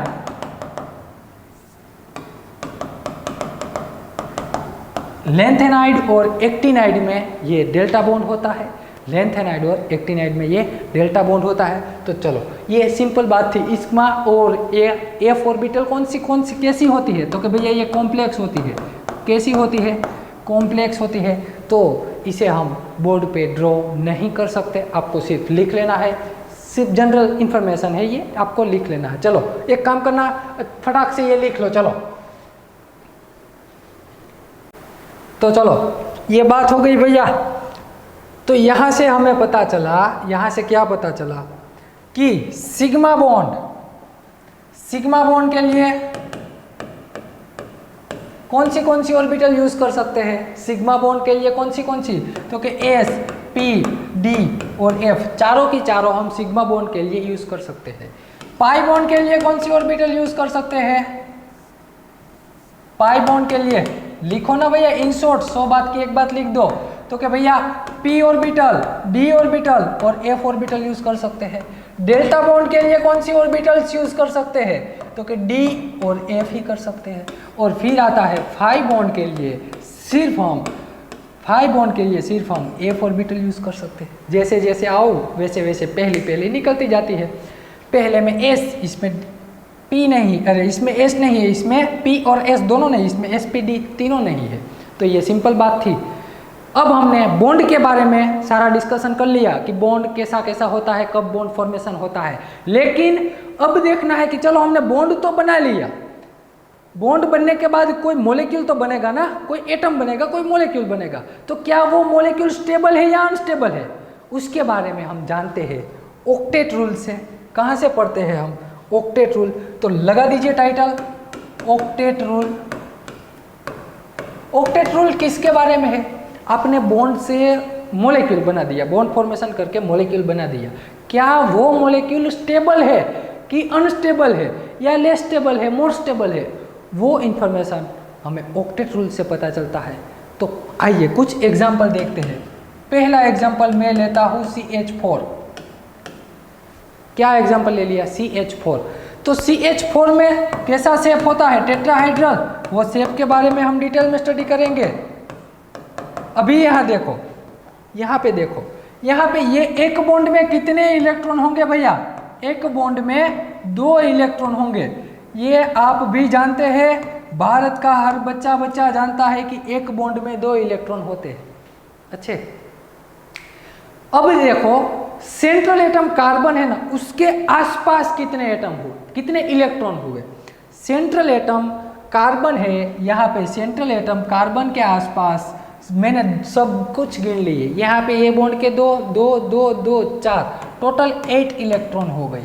तो ऑक्टेट रूल यही कहता है, क्या कहता है, यही कि यदि आपने जो मॉलिक्यूल बनाया और मॉलिक्यूल में सेंट्रल एटम के आसपास यदि 8 इलेक्ट्रॉन है तो वो मॉलिक्यूल मोर स्टेबल मॉलिक्यूल है, वो मॉलिक्यूल मोर स्टेबल है भैया in compare to other molecule से ये मॉलिक्यूल मोर स्टेबल है। कब होगा मोर स्टेबल, क्यों, जब यहाँ पे कितने इलेक्ट्रॉन आ गए, 2 2 2 4 8। ये ऑक्टेट रूल आप भाई 11th-12th से पढ़ते आ रहे हैं, 11th-12th से आपने पढ़ा हुआ है ये रूल कि कार्बन सेंट्रल एटम है और उसके आसपास टोटल 8 इलेक्ट्रॉन आ गए हैं, तो ये मोर स्टेबल मॉलिक्यूल है। दूसरा एग्जांपल ध्यान से देखते जाना, ये लिखा नहीं है, आपको ये लिखना भी है भैया, क्योंकि बहुत सारे एग्जांपल देखेंगे तब भूल मत जाना कि पहला कौन सा देखा था, NH3। मैं NH3 का स्ट्रक्चर यहाँ पे ड्रॉ करता हूँ, 3 हाइड्रोजन है ना, ये 3 हाइड्रोजन। और आप भली भांति जानते हैं भैया नाइट्रोजन के पास एक्स्ट्रा पेयर ऑफ इलेक्ट्रॉन होता है, एक्स्ट्रा पेयर ऑफ इलेक्ट्रॉन होता है, जिसे हम लोन पेयर भी कहते हैं। क्या कहते हैं, लोन पेयर कहते हैं। मैं यहाँ क्या कहता हूँ आपको, यहाँ ये बॉन्ड में कितने इलेक्ट्रॉन है भैया, तो कि इसमें भी 2 है, इसमें भी 2 है, इसमें भी कितने हैं, 2 इलेक्ट्रॉन है। गिनो तो चलो, तो अब आप कैलकुलेट कीजिए। सेंट्रल एटम नाइट्रोजन के आसपास उसके इर्द गिर्द कितने इलेक्ट्रॉन है टोटल, तो कि भैया टोटल 8 इलेक्ट्रॉन है। 2 इसके, 2 इसके और 2 ये लोन पेयर के भी गिनने हैं आपको, क्योंकि वो तो नाइट्रोजन के ही इलेक्ट्रॉन है ना। तो ये जो 8 इलेक्ट्रॉन है ना, इसका मतलब ये नाइट्रोजन ऑक्टेट फॉलो कर रहा है। क्या कर रहा है, ऑक्टेट फॉलो कर रहा है, ऑक्टेट रूल। ऑक्टेट रूल यह कहता है कि 8 इलेक्ट्रॉन होने चाहिए। यदि ऑक्टेट फॉलो कर रहा है, इसका मतलब क्या है कि ये मोर स्टेबल है, ये मॉलिक्यूल मोर स्टेबल मॉलिक्यूल है। समझ गए आप। बढ़ते हैं आगे, मैं दूसरी बात करता हूँ। मैंने ले लिया कौन सा वाला, मैंने ले लिया BF3। कौन सा वाला ले लिया, BF3। ऐसा होगा ना, फ्लोरीन ट्रायगोनल प्लानर होगा, ये भी फ्लोरीन। इसमें भी कितने इलेक्ट्रॉन है भैया, सभी बॉन्ड में 2 इलेक्ट्रॉन, सभी बॉन्ड में 2 इलेक्ट्रॉन। टोटल बॉन्ड कितने हैं, 3। बोरोन के पास एक्स्ट्रा पेयर ऑफ इलेक्ट्रॉन नहीं होता। टोटल कितने इलेक्ट्रॉन हो गए बोरोन के आसपास, तो कि भैया बोरोन के आसपास हो गए टोटल 6 इलेक्ट्रॉन। टोटल हो गई है 6 इलेक्ट्रॉन। ये तो भाई बोरॉन ऑक्टेट फॉलो नहीं करता, तो यहाँ पे लिख सकते हैं not follow octet, not follow octet. तो ये सिर्फ हम क्या लिख सकते हैं, स्टेबल। सिर्फ हम क्या लिख सकते हैं, स्टेबल। वो सारे कैसे थे, मोर स्टेबल थे इन कंपेयर टू दिस। ये कंपाउंड से वो सारे कंपाउंड CH4NH3 मोर स्टेबल थे। क्यों? क्योंकि वो ऑक्टेट फॉलो कर रहे हैं। दूसरा एग्जांपल मैं लेता हूँ, देखना इसमें ऑक्टेट कंप्लीट करने में इलेक्ट्रॉन कम है, इसमें 6 ही है। इसको 2 इलेक्ट्रॉन यदि कहाँ से भी मिल जाए तो ये ऑक्टेट फॉलो करेगा। ये क्या करेगा, ऑक्टेट फॉलो करेगा। दूसरी बात, मैंने ले लिया एक और एग्जांपल, PCl5। कौन सा वाला, PCl5। इसका शेप भी आप भली भांति जानते हैं भैया। इसका शेप कौन सा है, trigonal bi pyramidal, Cl Cl Cl Cl Cl Cl। इसमें नंबर ऑफ इलेक्ट्रॉन कितने हैं फॉस्फोरस के आसपास, अरे गिनो बैठे बैठे, गिनो तो सही। सभी बॉन्ड में 2 इलेक्ट्रॉन है भैया, सभी बॉन्ड में कितने इलेक्ट्रॉन है, 2 इलेक्ट्रॉन है। इसका मतलब फॉस्फोरस के आसपास टोटल 10 इलेक्ट्रॉन हो गए। कितने हो गए, 10। अरे ये तो ऑक्टेट से ज्यादा हो गए, ऑक्टेट के लिए तो 8 ही इलेक्ट्रॉन की जरूरत है, इसमें 10 हो गए। इसका मतलब ये भी ऑक्टेट फॉलो नहीं कर रहा है, ये भी ऑक्टेट फॉलो नहीं कर रहा है। फिर भी ये कंपाउंड स्टेबल है। आपने देखा होगा ये ऐसे कंपाउंड एग्जिस्ट करते हैं, PCl5 है। समझ गए। एक और एग्जांपल लेता हूँ, एक और मैं क्या समझाता हूँ, समझ जाओगे, अभी अभी समझ जाओगे। SF6 के बारे में। किसके बारे में, SF6। SF6 का स्ट्रक्चर भी जानते हैं ना भैया। यहाँ पे fluorine 6 electron, phosphorus sorry sulphur के आसपास 6 इलेक्ट्रॉन, 6 फ्लोरीन है। यहाँ पे 2 बॉन्ड के एक बॉन्ड में 2 इलेक्ट्रॉन, ऐसे 6 बॉन्ड है। तो टोटल हो गए सल्फर के आसपास 12 इलेक्ट्रॉन हो गए। टोटल सल्फर के आसपास 12 इलेक्ट्रॉन हो गए। तो ये भी ऑक्टेट फॉलो नहीं कर रहा, लेकिन फिर भी ये स्टेबल है। तो ऑक्टेट भाई ने पहले से मैं कहता हूँ आपको, ऑक्टेट ने ऐसा रूल दिया क्या, कौन सा वाला ऑक्टेट ने रूल दिया, कि ऑक्टेट ने ऐसा कहा, ऑक्टेट रूल ऐसा कहता है कि जिसके आसपास सेंट्रल एटम के आसपास 8 इलेक्ट्रॉन है वो स्टेबल है। ये स्टेबल है, बहुत ही स्टेबल है। इसके आसपास भी देखो तो नाइट्रोजन के आसपास भी 8 इलेक्ट्रॉन है तो स्टेबल है। यहाँ पे देखिए BF3, इसके आसपास क्या 8 इलेक्ट्रॉन है, नहीं है, फिर भी ये स्टेबल है, फिर भी ये कंपाउंड स्टेबल है। तो ये आ गई ऑक्टेट की लिमिटेशन, ये आ गई किसकी, ऑक्टेट की लिमिटेशन है। ऑक्टेट रूल ये नहीं समझा रहा, ये एक्सप्लेन नहीं कर पा रहा है कि इसके आसपास 8 नहीं है फिर भी ये स्टेबल क्यों है। आपके रूल से तो भैया ये अनस्टेबल होना चाहिए, लेकिन ये स्टेबल है, ये इसकी लिमिटेशन है। ये भी PCl5, इसके आसपास फॉस्फोरस के आसपास 10 इलेक्ट्रॉन आ गए। ऑक्टेट रूल में तो 8 ही आने चाहिए। जिस मॉलिक्यूल के पास 8 है वो स्टेबल है, लेकिन इसके पास 10 है फिर भी ये स्टेबल है। ये भी ऑक्टेट की लिमिटेशन है, होती है ना कुछ सभी की लिमिटेशंस होती है। जैसी आप सभी की है कि आप अच्छे से पढ़ाई नहीं कर रहे हैं, वो आपकी लिमिटेशन है। तो ये ऑक्टेट की भी लिमिटेशन है कि ये 12 इलेक्ट्रॉन है फिर भी ये स्टेबल है। तो यहाँ पे लिमिटेशन करके लिख लेना, लिमिटेशन करके लिखिए, limitation of octet, limitation of octet. Octet की लिमिटेशन क्या है भैया, 6 इलेक्ट्रॉन और मोर देन 8 इलेक्ट्रॉन। 8 इलेक्ट्रॉन से ज़्यादा है वो भी उसकी लिमिटेशन है, और 6 इलेक्ट्रॉन भी उसकी लिमिटेशन है। तो 6 इलेक्ट्रॉन को उन्होंने बोला हाइपोवेलेंट है। ये क्या है भैया, हाइपोवेलेंट है। और मोर देन 8 यानी कि 10 इलेक्ट्रॉन और 12 इलेक्ट्रॉन को इन्होंने बोला हाइपरवेलेंट। ये कंपाउंड कैसे है, हाइपरवेलेंट है, वो हाइपोवेलेंट है। तो ये ऑक्टेट की लिमिटेशन आ गई। वो सिर्फ कुछ ही कंपाउंड को एक्सप्लेन कर पाए कि जिसके आसपास सेंट्रल एटम के आसपास 8 इलेक्ट्रॉन है वो स्टेबल है, लेकिन जिसके आसपास 8 नहीं है फिर भी क्यों स्टेबल है, उसका रीज़न वो नहीं दे सके।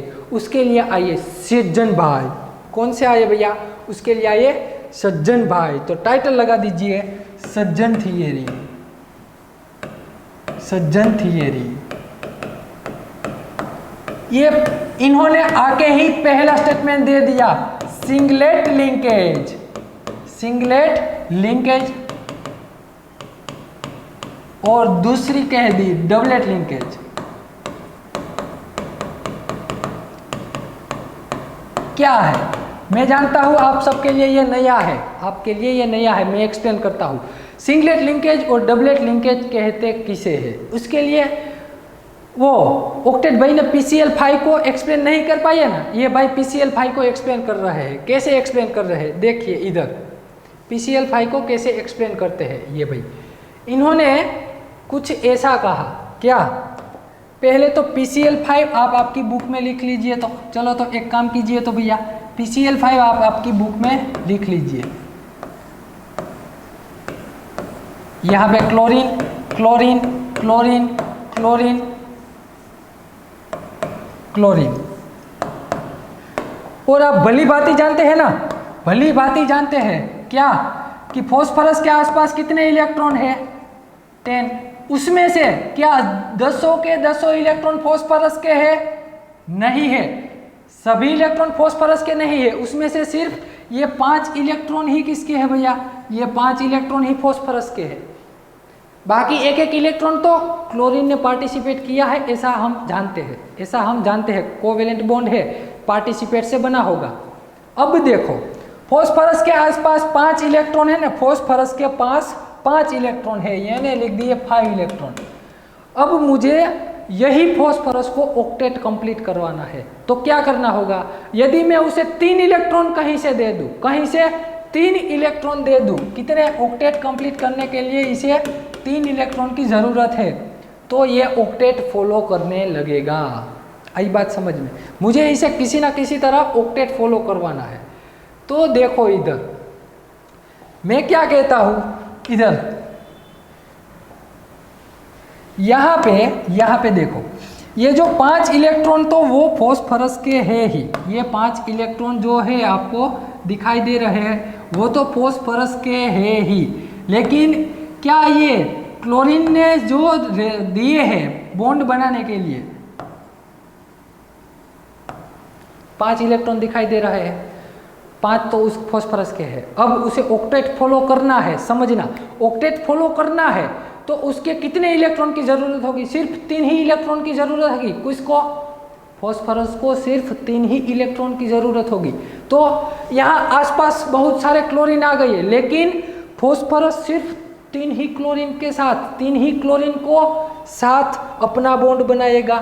तो ये जो बॉन्ड है ना, ये जो मैंने इलेक्ट्रॉन दर्शाए ना, ये 3 बॉन्ड ऐसे हैं, समझना मेरी बात, ये 3 बॉन्ड ऐसे हैं जिसमें फॉस्फोरस ने अपने इलेक्ट्रॉन का पार्टिसिपेट होने दिया, किसके साथ, क्लोरीन के साथ। समझना मेरी बात, फॉस्फोरस के पास 5 इलेक्ट्रॉन तो ऑलरेडी थे, उसे ऑक्टेट कंप्लीट करने के लिए सिर्फ 3 इलेक्ट्रॉन की ज़रूरत थी। तो फॉस्फोरस क्या करेगा, 3 इलेक्ट्रॉन, ये जो बॉन्ड बना रहा है ना, ये पहला क्लोरीन, दूसरा क्लोरीन और तीसरा क्लोरीन, ये 3 क्लोरीन के साथ इन्होंने अपने इलेक्ट्रॉन के पार्टिसिपेट करके बॉन्ड बना दिया। लेकिन अब देखो, मैं ये सिर्फ 3 इलेक्ट्रॉन की बात कर रहा हूँ, ये 3 बॉन्ड की बात कर रहा हूँ।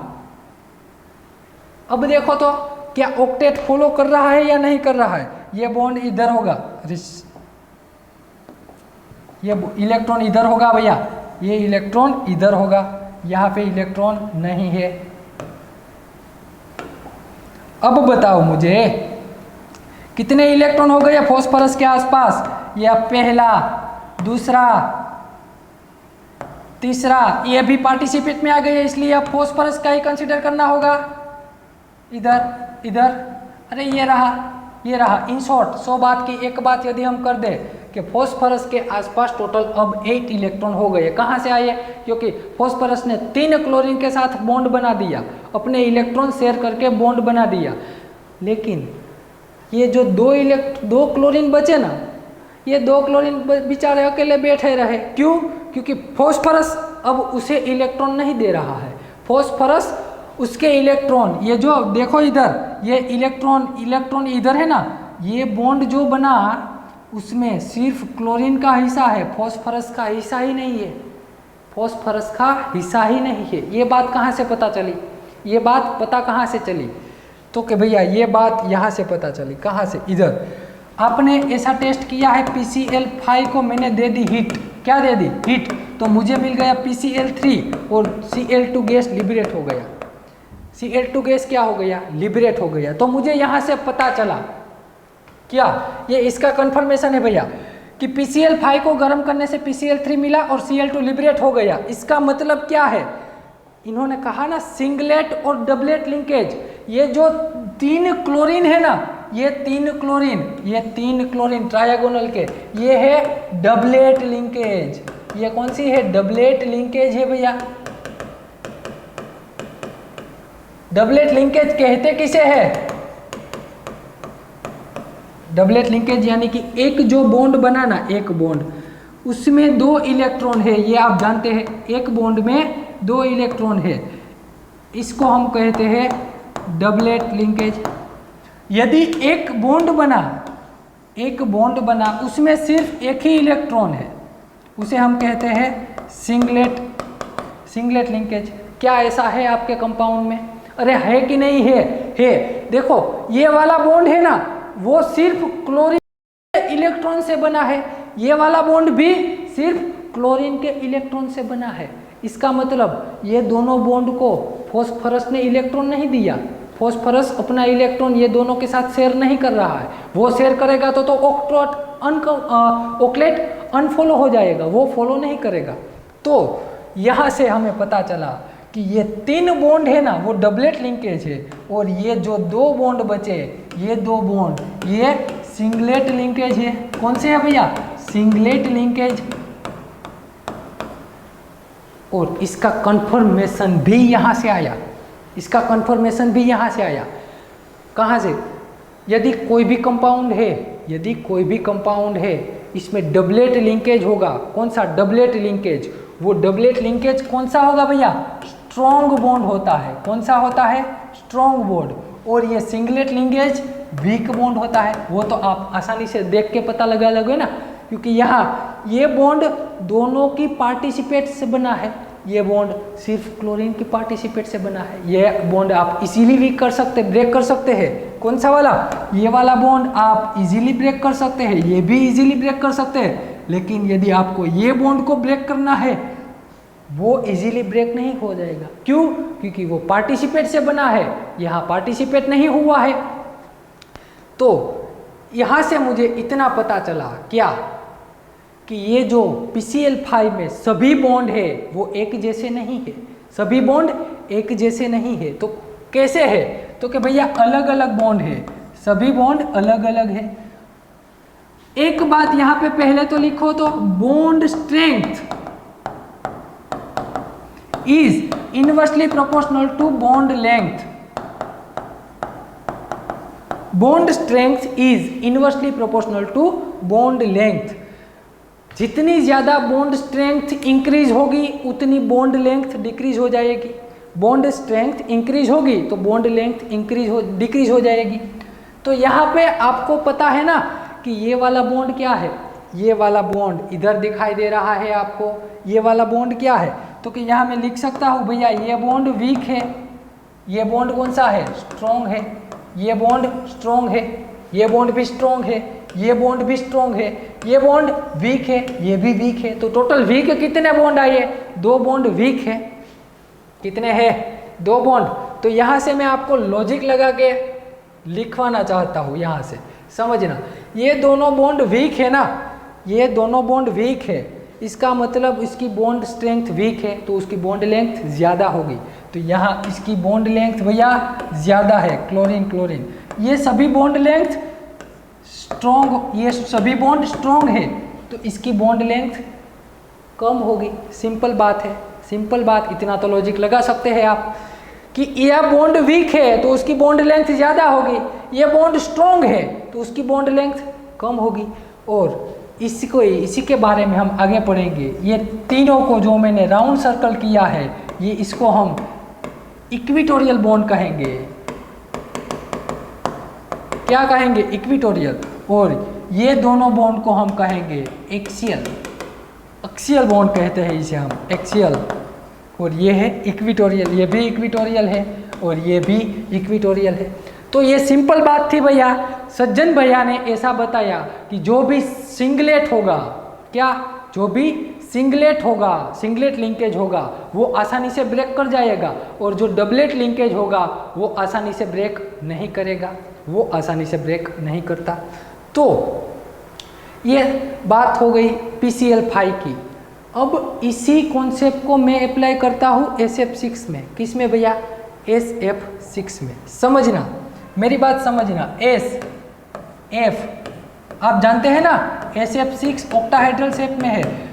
सल्फर के पास आसपास 6 फ्लोरीन एटम है, ये मैंने रख दिए 6 फ्लोरीन एटम। उस पर मैंने रख दिए, इस पर मैंने क्या रख दिए? दोनों इलेक्ट्रॉन। एक बॉन्ड में 2 इलेक्ट्रॉन है, चलो ये 2 इलेक्ट्रॉन, ये भी 2, यहाँ पे भी 2, यहाँ पे भी क्या है? 2 इलेक्ट्रॉन है, यहाँ पे भी 2 इलेक्ट्रॉन है, यहाँ पे भी 2 इलेक्ट्रॉन है। तो अब क्या होगा? टोटल कैलकुलेट कीजिए। सल्फर के आसपास टोटल 12 इलेक्ट्रॉन हो जाएंगे।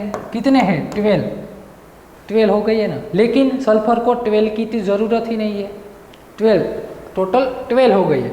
अब मैं क्या कहता हूँ, समझना मेरी बात अच्छे से, फिर से समझा रहा हूँ। सल्फर के पास टोटल कितने इलेक्ट्रॉन है? बताओ ना, अरे बताओ। सल्फर के पास 6 इलेक्ट्रॉन है ना। ये पहला फ्लोरीन जुड़ गया, दूसरा फ्लोरीन भी जुड़ गया, तीसरा फ्लोरीन जुड़ गया, चौथा फ्लोरीन जुड़ गया, पांचवा, छठा। अब क्या ये सल्फर सभी के साथ, ये वाला सल्फर क्या सभी के साथ कोवेलेंट बॉन्ड, सभी के साथ पार्टिसिपेट करेगा? नहीं करेगा। यदि करेगा तो 12 इलेक्ट्रॉन हो जाएंगे। उसे तो सिर्फ ऑक्टेट फॉलो करने के लिए, सल्फर के पास 6 इलेक्ट्रॉन थे, सिर्फ 2 इलेक्ट्रॉन की ही ज़रूरत है। कितने इलेक्ट्रॉन की ज़रूरत है? 2। यदि उसे कहाँ से 2 इलेक्ट्रॉन मिल जाए तो वो ऑक्टेट फॉलो करेगा। तो कुछ ऐसा होना चाहिए ना, कुछ ऐसा होना चाहिए। चलो ये सल्फर के 6 इलेक्ट्रॉन तो है ही भैया, जिसको मैंने येलो बता दिया। अब क्या करेगा? ये फ्लोरीन के साथ ये पार्टिसिपेट करेगा, 2 फ्लोरीन के साथ पार्टिसिपेट करेगा, तो इतने बन गए। ये ऑक्टेट फॉलो करने लगा। तो ये बाकी जो चार फ्लोरीन बचे हैं, जिसके इलेक्ट्रॉन सिर्फ ये बॉन्ड में सिर्फ इलेक्ट्रॉन किसके लगे? फ्लोरीन के। सिर्फ और सिर्फ इसमें इलेक्ट्रॉन लगे भैया, फ्लोरीन के इलेक्ट्रॉन लगे। इसमें तो फ्लोरीन के इलेक्ट्रॉन पार्टिसिपेट हो गए। तो इन शॉर्ट में ऐसा कह सकता हूँ कि ये जो 2 बॉन्ड बने, ये 2 बॉन्ड बने, इससे हम क्या कह दें? डबलेट लिंकेज के या नहीं? और ये सभी तो सिंगलेट लिंकेज है, ये चारों की चारों तो सिंगलेट लिंकेज है। चलो अब ये सल्फर हमारा ऑक्टेट तो फॉलो कर रहा है, ऐसा पॉसिबल है या नहीं है, उसका कंफर्मेशन करने के लिए मैंने एक टेस्ट किया। कौन सा वाला? कुछ ऐसा कि SF6 है, मैंने उसको हीट दी। यदि आप हीट दोगे ना तो जो सिंगलेट लिंकेज है वो आसानी से ब्रेक कर जाएगा। ऐसा कॉन्सेप्ट है कि यदि आप SF6 को हिट दोगे तो जो सिंगलेट है वो आसानी से ब्रेक कर जाएगा। तो सिंगलेट कौन से है भैया? 4 फ्लोरीन के बॉन्ड सिंगलेट है, तो SF2 ही बचेगा और यहाँ पे 2F2 ब्रेक हो जाएगा, 2F2 ब्रेक हो जाएगा। यदि ऐसा स्ट्रक्चर है तो ऐसा मिलना चाहिए, लेकिन हमें ऐसा कुछ मिला ही नहीं, ऐसा तो मिला ही नहीं। इसका मतलब क्या हुआ?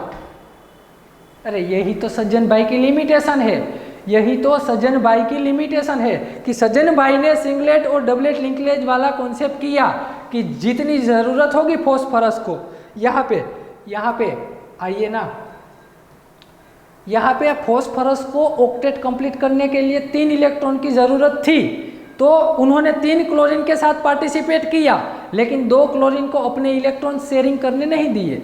वो 2 क्लोरीन ने सिर्फ अकेले ने ही उसके शेयरिंग करके बॉन्ड बनाया, तो वो ऑक्टेट कंप्लीट करने लगा और PCl को 5 को हिट दिया, तो वो सिंगलेट लिंकेज वाले 2 बॉन्ड ब्रेक हो गए, सिंगलेट लिंकेज वाले 2 बॉन्ड ब्रेक हो गए। लेकिन ठीक वैसा ही कॉन्सेप्ट इन्होंने अप्लाई किया SF6 में। किसमें भैया? SF6 में उन्होंने अप्लाई कर दिया। तो SF6 में यही कॉन्सेप्ट अप्लाई करने से क्या होगा कि 2 बॉन्ड बने वो डबलेट लिंकेज बने, और 4 बॉन्ड बने वो सिंगलेट लिंकेज बने, 4 बॉन्ड सिंगलेट लिंकेज। तो SF6 को हिट करने से SF2 मिलना चाहिए, लेकिन ऐसा मिला नहीं, तो ये लिमिटेशन आ गई किसकी भैया? ये लिमिटेशन आई सज्जन भाई की। तो यहाँ पे लिखिए, यहाँ पे आपको लिखना है कि limitation of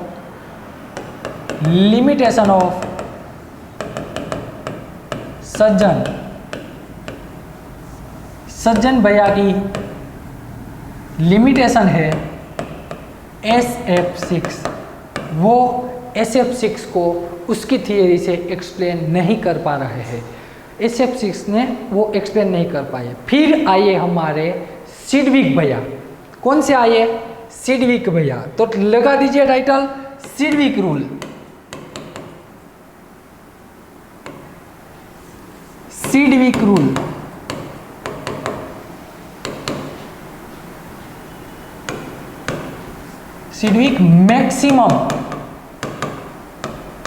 Sidgwick maximum valency rule. इन्होंने कुछ ऐसा रूल दिया। क्या रूल दिया इन्होंने ऐसा पर्टिकुलर कह दिया क्या कि more than greater than 8 valency, greater than 8 electron are possible. Greater than 8 electron possible है भैया। कैसे? इन्होंने इसके लिए 2 कंडीशन दे दी। वो कंडीशन यदि फॉलो करेगा ना, तो वो कॉम्प्लेक्स या वो कंपाउंड स्टेबल होगा, वो कॉम्प्लेक्स या वो कंपाउंड स्टेबल होगा। उसके लिए पहली condition, central atom has valence vacant orbital. Central atom के पास वैकेंट ऑर्बिटल होनी चाहिए। दूसरा कॉन्सेप्ट इन्होंने ऐसा दिया, दूसरा कॉन्सेप्ट क्या दिया कि सेपरेशन बिटवीन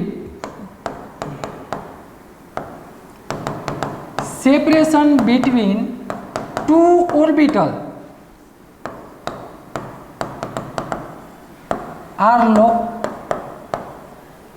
चलो, ये तो आपको समझ आ गया है पहला रूल। दूसरा रूल मैं आपको समझाता हूँ, इधर ध्यान देना। दूसरा रूल क्या कहता है? आप जानते हैं ना कि S और P वो दोनों का सेपरेशन नियर होता है। P के बाद कौन सी आती है? D ऑर्बिटल आती है। D के बाद कौन सी ऑर्बिटल आती है? F ऑर्बिटल आती है। तो यदि समझना मेरी बात भैया, ध्यान से समझना, यहाँ पे इलेक्ट्रॉन है ना, इसको जंप करा के इधर ले जाना है ना, तो ये पॉसिबल है। आप थोड़ा बहुत जंप कर सकते हैं, लेकिन यदि आपको ऐसा बोल दे कि चलो यहाँ से जंप करके पाकिस्तान चले जाओ या अमेरिका चले जाओ, वो तो पॉसिबल नहीं है ना, वो तो पॉसिबल नहीं है। तो ये तो यही बात हो गई, ये तो ऐसी ही बात हो गई कि चलो एस में से भैया इलेक्ट्रॉन जंप करके पी में जा सकता है, लेकिन डी में नहीं जा सकता। एस में से इलेक्ट्रॉन डी करके जंप करके डी में नहीं जा सकता। ठीक वैसे ही पी में से डी में जा सकता है, पी में से एफ में नहीं जा सकता। पी और डी के बीच का डिस्टेंस कम है तो वो यहाँ से डी में जाएगा, लेकिन पी में से एफ में नहीं जा सकता। समझ गई बात? लेकिन मैं क्या कहना चाहता हूँ, ये जेन्युइनली पॉसिबल नहीं है। एस में से पी में जाएगा, एस में से डी में नहीं जाएगा। क्यों नहीं जाता? क्यों जाता? उसका एक ही मात्र कारण है, क्या कि एस और पी के बीच का डिस्टेंस इतना है और एस और डी के बीच का डिस्टेंस कितना है भैया? इतना है। आ गई बात समझ में? यहाँ से यहाँ तक जंप मारना इजी है, यहाँ से यहाँ तक जंप मारना इजी नहीं है। इसीलिए चार्ज दोनों के बीच का सेपरेशन, ऑर्बिटल का सेपरेशन बढ़ गया। लेकिन फिर भी चलो, फिर भी मुझे एस में से किसी ना किसी तरह डी में इलेक्ट्रॉन ले जाना है, किसी ना किसी तरह डी में इलेक्ट्रॉन ले जाना है। तो क्या करना पड़ेगा? क्या मैं ये d ऑर्बिटल को s ऑर्बिटल के नजदीक ले जा सकता हूँ? यस और नो? d ऑर्बिटल को s ऑर्बिटल के नजदीक, क्या मैं ये दोनों के बीच का डिस्टेंस डिक्रीज कर दूं? If it is possible then we can do it. If we can, मान लीजिए s ऑर्बिटल की जगह फिक्स है, s ऑर्बिटल की जगह फिक्स है, या s और p में जितना डिस्टेंस है ना उतना ही डिस्टेंस मैंने s और d में कर दिया, तो अब इलेक्ट्रॉन जंप मार सकता है, तब इलेक्ट्रॉन जंप मार सकता है। यहाँ इतना डिस्टेंस होगा तो जंप नहीं करेगा, इतना डिस्टेंस है तो जंप करेगा। तो इतना डिस्टेंस कब कर सकते हैं भैया हम? जब surrounding atom as a highly electronegative atom हो। क्या? Electronegativity of surrounding atom, surrounding atom is high. Surrounding atom की इलेक्ट्रोनेगेटिविटी ज्यादा है ना, तब s और d के बीच का डिस्टेंस कम हो जाता है। इतना याद रखना मेहरबानी करके। क्या?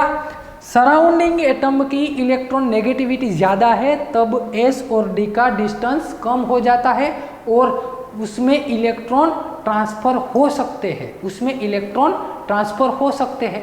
आइए मैं समझाता हूँ, इधर ध्यान देना। मैं बात कर रहा हूँ किसकी भैया? SF6 के बारे में, SF6 के बारे में। चलो तो पहले तो दोनों कंडीशन को सेटिस्फाई SF6 करेगा तो स्टेबल है, नहीं करेगा तो अनस्टेबल है। हमें चेक करना है स्टेबल है या अनस्टेबल। मैं सल्फर की वीबीटी ड्रॉ करता हूँ, SF6 की वीबीटी। पहले तो सल्फर की इलेक्ट्रॉनिक कॉन्फ़िगरेशन क्या आएगी? 1s2 2s2 1s2 2s2 2p6 3s2 3p4 और 3d0, यही आएगी ना? अरे हाँ ना बता दो, यही आएगी। इसको मैं नियोन लिख दूँ, क्या लिख दिया मैंने? नियोन। इसको मैंने नियोन लिख दिया। फिर आती है हमारी s ऑर्बिटल, कौन सी वाली भैया? 3s orbital. ये आ गई मेरी 3s ऑर्बिटल। फिर आ गई मेरी 3p ऑर्बिटल। फिर आ गई मेरी 3d ऑर्बिटल। समझना, ये वीबीटी ड्रॉ कर रहा हूँ, 3p ऑर्बिटल और 3d0 3s2। अब मैंने इसको इलेक्ट्रॉन रख दिए, इसमें 2 इलेक्ट्रॉन 1 1 1 1 4, टोटल 4 इलेक्ट्रॉन। डी तो कंप्लीट खाली है, पूरी की पूरी वेकेंट है।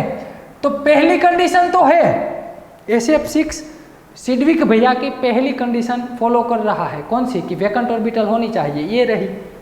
डी ऑर्बिटल वेकेंट है, सल्फर के पास डी ऑर्बिटल वेकेंट है। इसका मतलब पहली कंडीशन तो ये फॉलो कर रहा है, फर्स्ट कंडीशन फॉलो कर रहा है। सेकंड कंडीशन कौन सी है? सेकंड कंडीशन ऐसी है कि separation between 2 orbital is minimum. 2 orbital के बीच का सेपरेशन मिनिमम होना चाहिए। ऐसा क्यों भैया? ऐसा इसलिए, समझो इधर मुझे इलेक्ट्रॉन ट्रांसफर करवाने हैं, यहाँ से मैं इलेक्ट्रॉन इधर तो ले जा सकता हूँ, P में से D में इलेक्ट्रॉन जा सकता है। क्या S में से D में इलेक्ट्रॉन जा सकता है? यस और नो? सिर्फ S में से D में इलेक्ट्रॉन जा सकता है, ऐसा हम कह नहीं सकते। उसके लिए हमें देखना पड़ेगा क्या, ऐसा हम डायरेक्ट नहीं बोल सकते कि यस ये पॉसिबल है, ऐसा नहीं कह सकते। उसके लिए मुझे देखना पड़ेगा। आइए, यदि सल्फर के आसपास, यहाँ सल्फर के न्यूक्लियस में 16 प्रोटॉन होंगे, 16 न्यूट्रॉन होंगे ना, और यहाँ पे s ऑर्बिटल है, यहाँ पे p ऑर्बिटल है, यहाँ पे ऑर्बिटल है। पहला सेल यहाँ पे कौन सा है भैया? s, यहाँ पे p और यहाँ पे d ऑर्बिटल है। समझना मेरी बात ध्यान से। अब मैंने क्या लगाया? मैंने लगाया क्या? यहाँ s में कितने इलेक्ट्रॉन है? 2 इलेक्ट्रॉन। p में 4 इलेक्ट्रॉन, d में 0 इलेक्ट्रॉन है। p में से 4 इलेक्ट्रॉन तो इसमें आ सकते हैं क्योंकि ये दोनों के बीच का डिस्टेंस क्या है? कम है। ये s, p और d के बीच का डिस्टेंस कम है, लेकिन s और d के बीच का डिस्टेंस कितना है? s और d के बीच का डिस्टेंस इतना है भैया, और इतने डिस्टेंस में वो इलेक्ट्रॉन ट्रांसफर नहीं कर सकता। तो उसके लिए हमें सराउंडिंग एटम की इलेक्ट्रोनेगेटिविटी चेक करनी है। अब सराउंडिंग एटम क्या है हमारे पास? तो कि भैया SF6 है, फ्लोरीन है। फ्लोरीन की इलेक्ट्रोनेगेटिविटी सबसे हाईएस्ट है। पीरियोडिक टेबल में फ्लोरीन जितनी इलेक्ट्रोनेगेटिविटी किसकी भी नहीं है, सबसे हाईएस्ट 4.0 है। तो क्या होगा, सराउंडिंग एटम की इलेक्ट्रोनेगेटिविटी ज़्यादा है ना, तो वो इलेक्ट्रॉन खींचेगा, यानी कि ऑर्बिटल का जो सेपरेशन है, ऑर्बिटल का सेपरेशन वो कम कर देगा, ये हो जाएगी। ऑर्बिटल इधर आ जाएगी, ये एस ऑर्बिटल इधर आ गई, पी ऑर्बिटल भी डी ऑर्बिटल के नज़दीक आ जाएगी, पी ऑर्बिटल भी नज़दीक आ जाएगी। यानी कि अब जो डिस्टेंस बचा दिखाई दे रहा है आपको इधर, अब जो डिस्टेंस बचा, पहले इतना डिस्टेंस था भैया, पहले इतना डिस्टेंस था एस और डी में, अब इतना कम हो गया डिस्टेंस। इसका मतलब दोनों के बीच का डिस्टेंस कम हो जाएगा, तो एस में से इलेक्ट्रॉन ट्रांसफर हो सकता है किसमें, डी ऑर्बिटल में। तो यदि ये कब होगा भैया, यहाँ पे मैं लिखना चाहता हूँ, ये कब होगा, ये पॉसिबल है कब, जब हाईली इलेक्ट्रोनेगेटिव एलिमेंट है, हाईली इलेक्ट्रोनेगेटिव एलिमेंट है, नेगेटिव एलिमेंट हमने जोड़ दिया तब ये पॉसिबल है। तो यदि मैं आपको कहूँ कि SH4, मैंने SH6 लिखा, यहाँ पे मैंने हाइड्रोजन रखा होता, यहाँ पे मैंने हाइड्रोजन रखा होता, तो क्या ये पॉसिबल था, नहीं। हाइड्रोजन हाईली इलेक्ट्रोनेगेटिव एलिमेंट नहीं है, इसीलिए ये S और D के बीच का डिस्टेंस कम नहीं कर सकता। यदि S और D के बीच का डिस्टेंस यदि कम नहीं होगा, यदि ये डिस्टेंस कम नहीं होता तो क्या होता, यहाँ से यहाँ तो इलेक्ट्रॉन जाएगा, यहाँ से यहाँ तो इलेक्ट्रॉन जाएगा, लेकिन यहाँ से यहाँ इलेक्ट्रॉन जाने के लिए फ्लोरीन ही चाहिए। अब क्या होगा आप जानते ही हैं, यहाँ से एक इलेक्ट्रॉन इधर आ गया, यहाँ से एक इलेक्ट्रॉन इधर आ गया। अब समझ गए ना आप? चलो ना एक काम करते हैं, मैं ये दूसरी बार ही लिखता हूँ ताकि आपको लिखने में भी मजा आए। यहाँ हमारी एस ऑर्बिटल, ये रही हमारी पी ऑर्बिटल, ये क्या है हमारी पी ऑर्बिटल, ये 3 सेल, ये एस ऑर्बिटल को थोड़ी छोटी कर दूँ, ये रही मेरी डी ऑर्बिटल, ये रही मेरी डी ऑर्बिटल। अब इसमें भी एक इलेक्ट्रॉन है, एक तो इधर चला गया, इधर आ गया, इसमें भी एक इधर आ गया, इधर इधर इधर, अरे बाकी क्या बचा, कुछ नहीं। यहाँ फ्लोरीन जुड़ गया, यहाँ पे भी फ्लोरीन, यहाँ पे भी फ्लोरीन, फ्लोरीन फ्लोरीन फ्लोरीन, देखो 6 के 6 फ्लोरीन ने बॉन्ड बना दिया, साथ में वेकेंट ऑर्बिटल भी है। इसका मतलब कि भैया सिडविक भैया ने बता दिया कि यदि वेकेंट ऑर्बिटल है आपके पास, यदि वेकेंट ऑर्बिटल है और आपके सराउंडिंग एटम हाईली इलेक्ट्रोनेगेटिव है, तो वो दोनों ऑर्बिटल के बीच का चार्ज सेपरेशन डिक्रीज कर देगा और आपका बॉन्ड फॉर्मेशन पॉसिबल है। तो ये सिंपल बात थी भैया। सिडविक भैया ने 2 कंडीशन दी, जानते हैं ना कौन सी 2, ये वाली कि सेंट्रल एटम के पास वेकेंट ऑर्बिटल होनी चाहिए, है separation between 2 orbital are low. Separation यहाँ से मैंने आपको समझाया कि ये सेपरेशन ठीक है, इसमें इलेक्ट्रॉन ट्रांसफर पॉसिबल है, इसमें इलेक्ट्रॉन ट्रांसफर पॉसिबल नहीं है। यदि ये दोनों के बीच का डिस्टेंस डिक्रीज कर दिया जाए तो इतना डिस्टेंस है तो हम इलेक्ट्रॉन ट्रांसफर एस में से डायरेक्ट डी में कर सकते हैं। तो यदि मुझे ये डिस्टेंस डिक्रीज करना है तो क्या चाहिए, तो कि भाई हाईली इलेक्ट्रोनेगेटिव एलिमेंट होगा तो वो डिस्टेंस डिक्रीज कर सकेगा, एस और डी के बीच का डिस्टेंस डिक्रीज कर सकेगा। कैसे डिक्रीज होता है, तो कि भैया ऐसे, यहाँ पे आओ, यहाँ पे पहले इतना डिस्टेंस था, ये ग्रीन पेन दिख रही, इतना डिस्टेंस था, फिर हमने रखा था सल्फर, सल्फर रखोगे तो क्या होगा, ये पी एस और डी ऑर्बिटल के बीच का डिस्टेंस डिक्रीज हो जाएगा।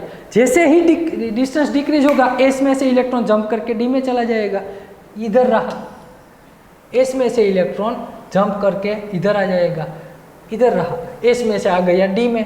तो यहाँ सभी अनपेयर इलेक्ट्रॉन हो गए, सभी जगह फ्लोरीन ने एक एक इलेक्ट्रॉन देके बॉन्ड बना दिया, पहली कंडीशन तो सेटिस्फाई थी।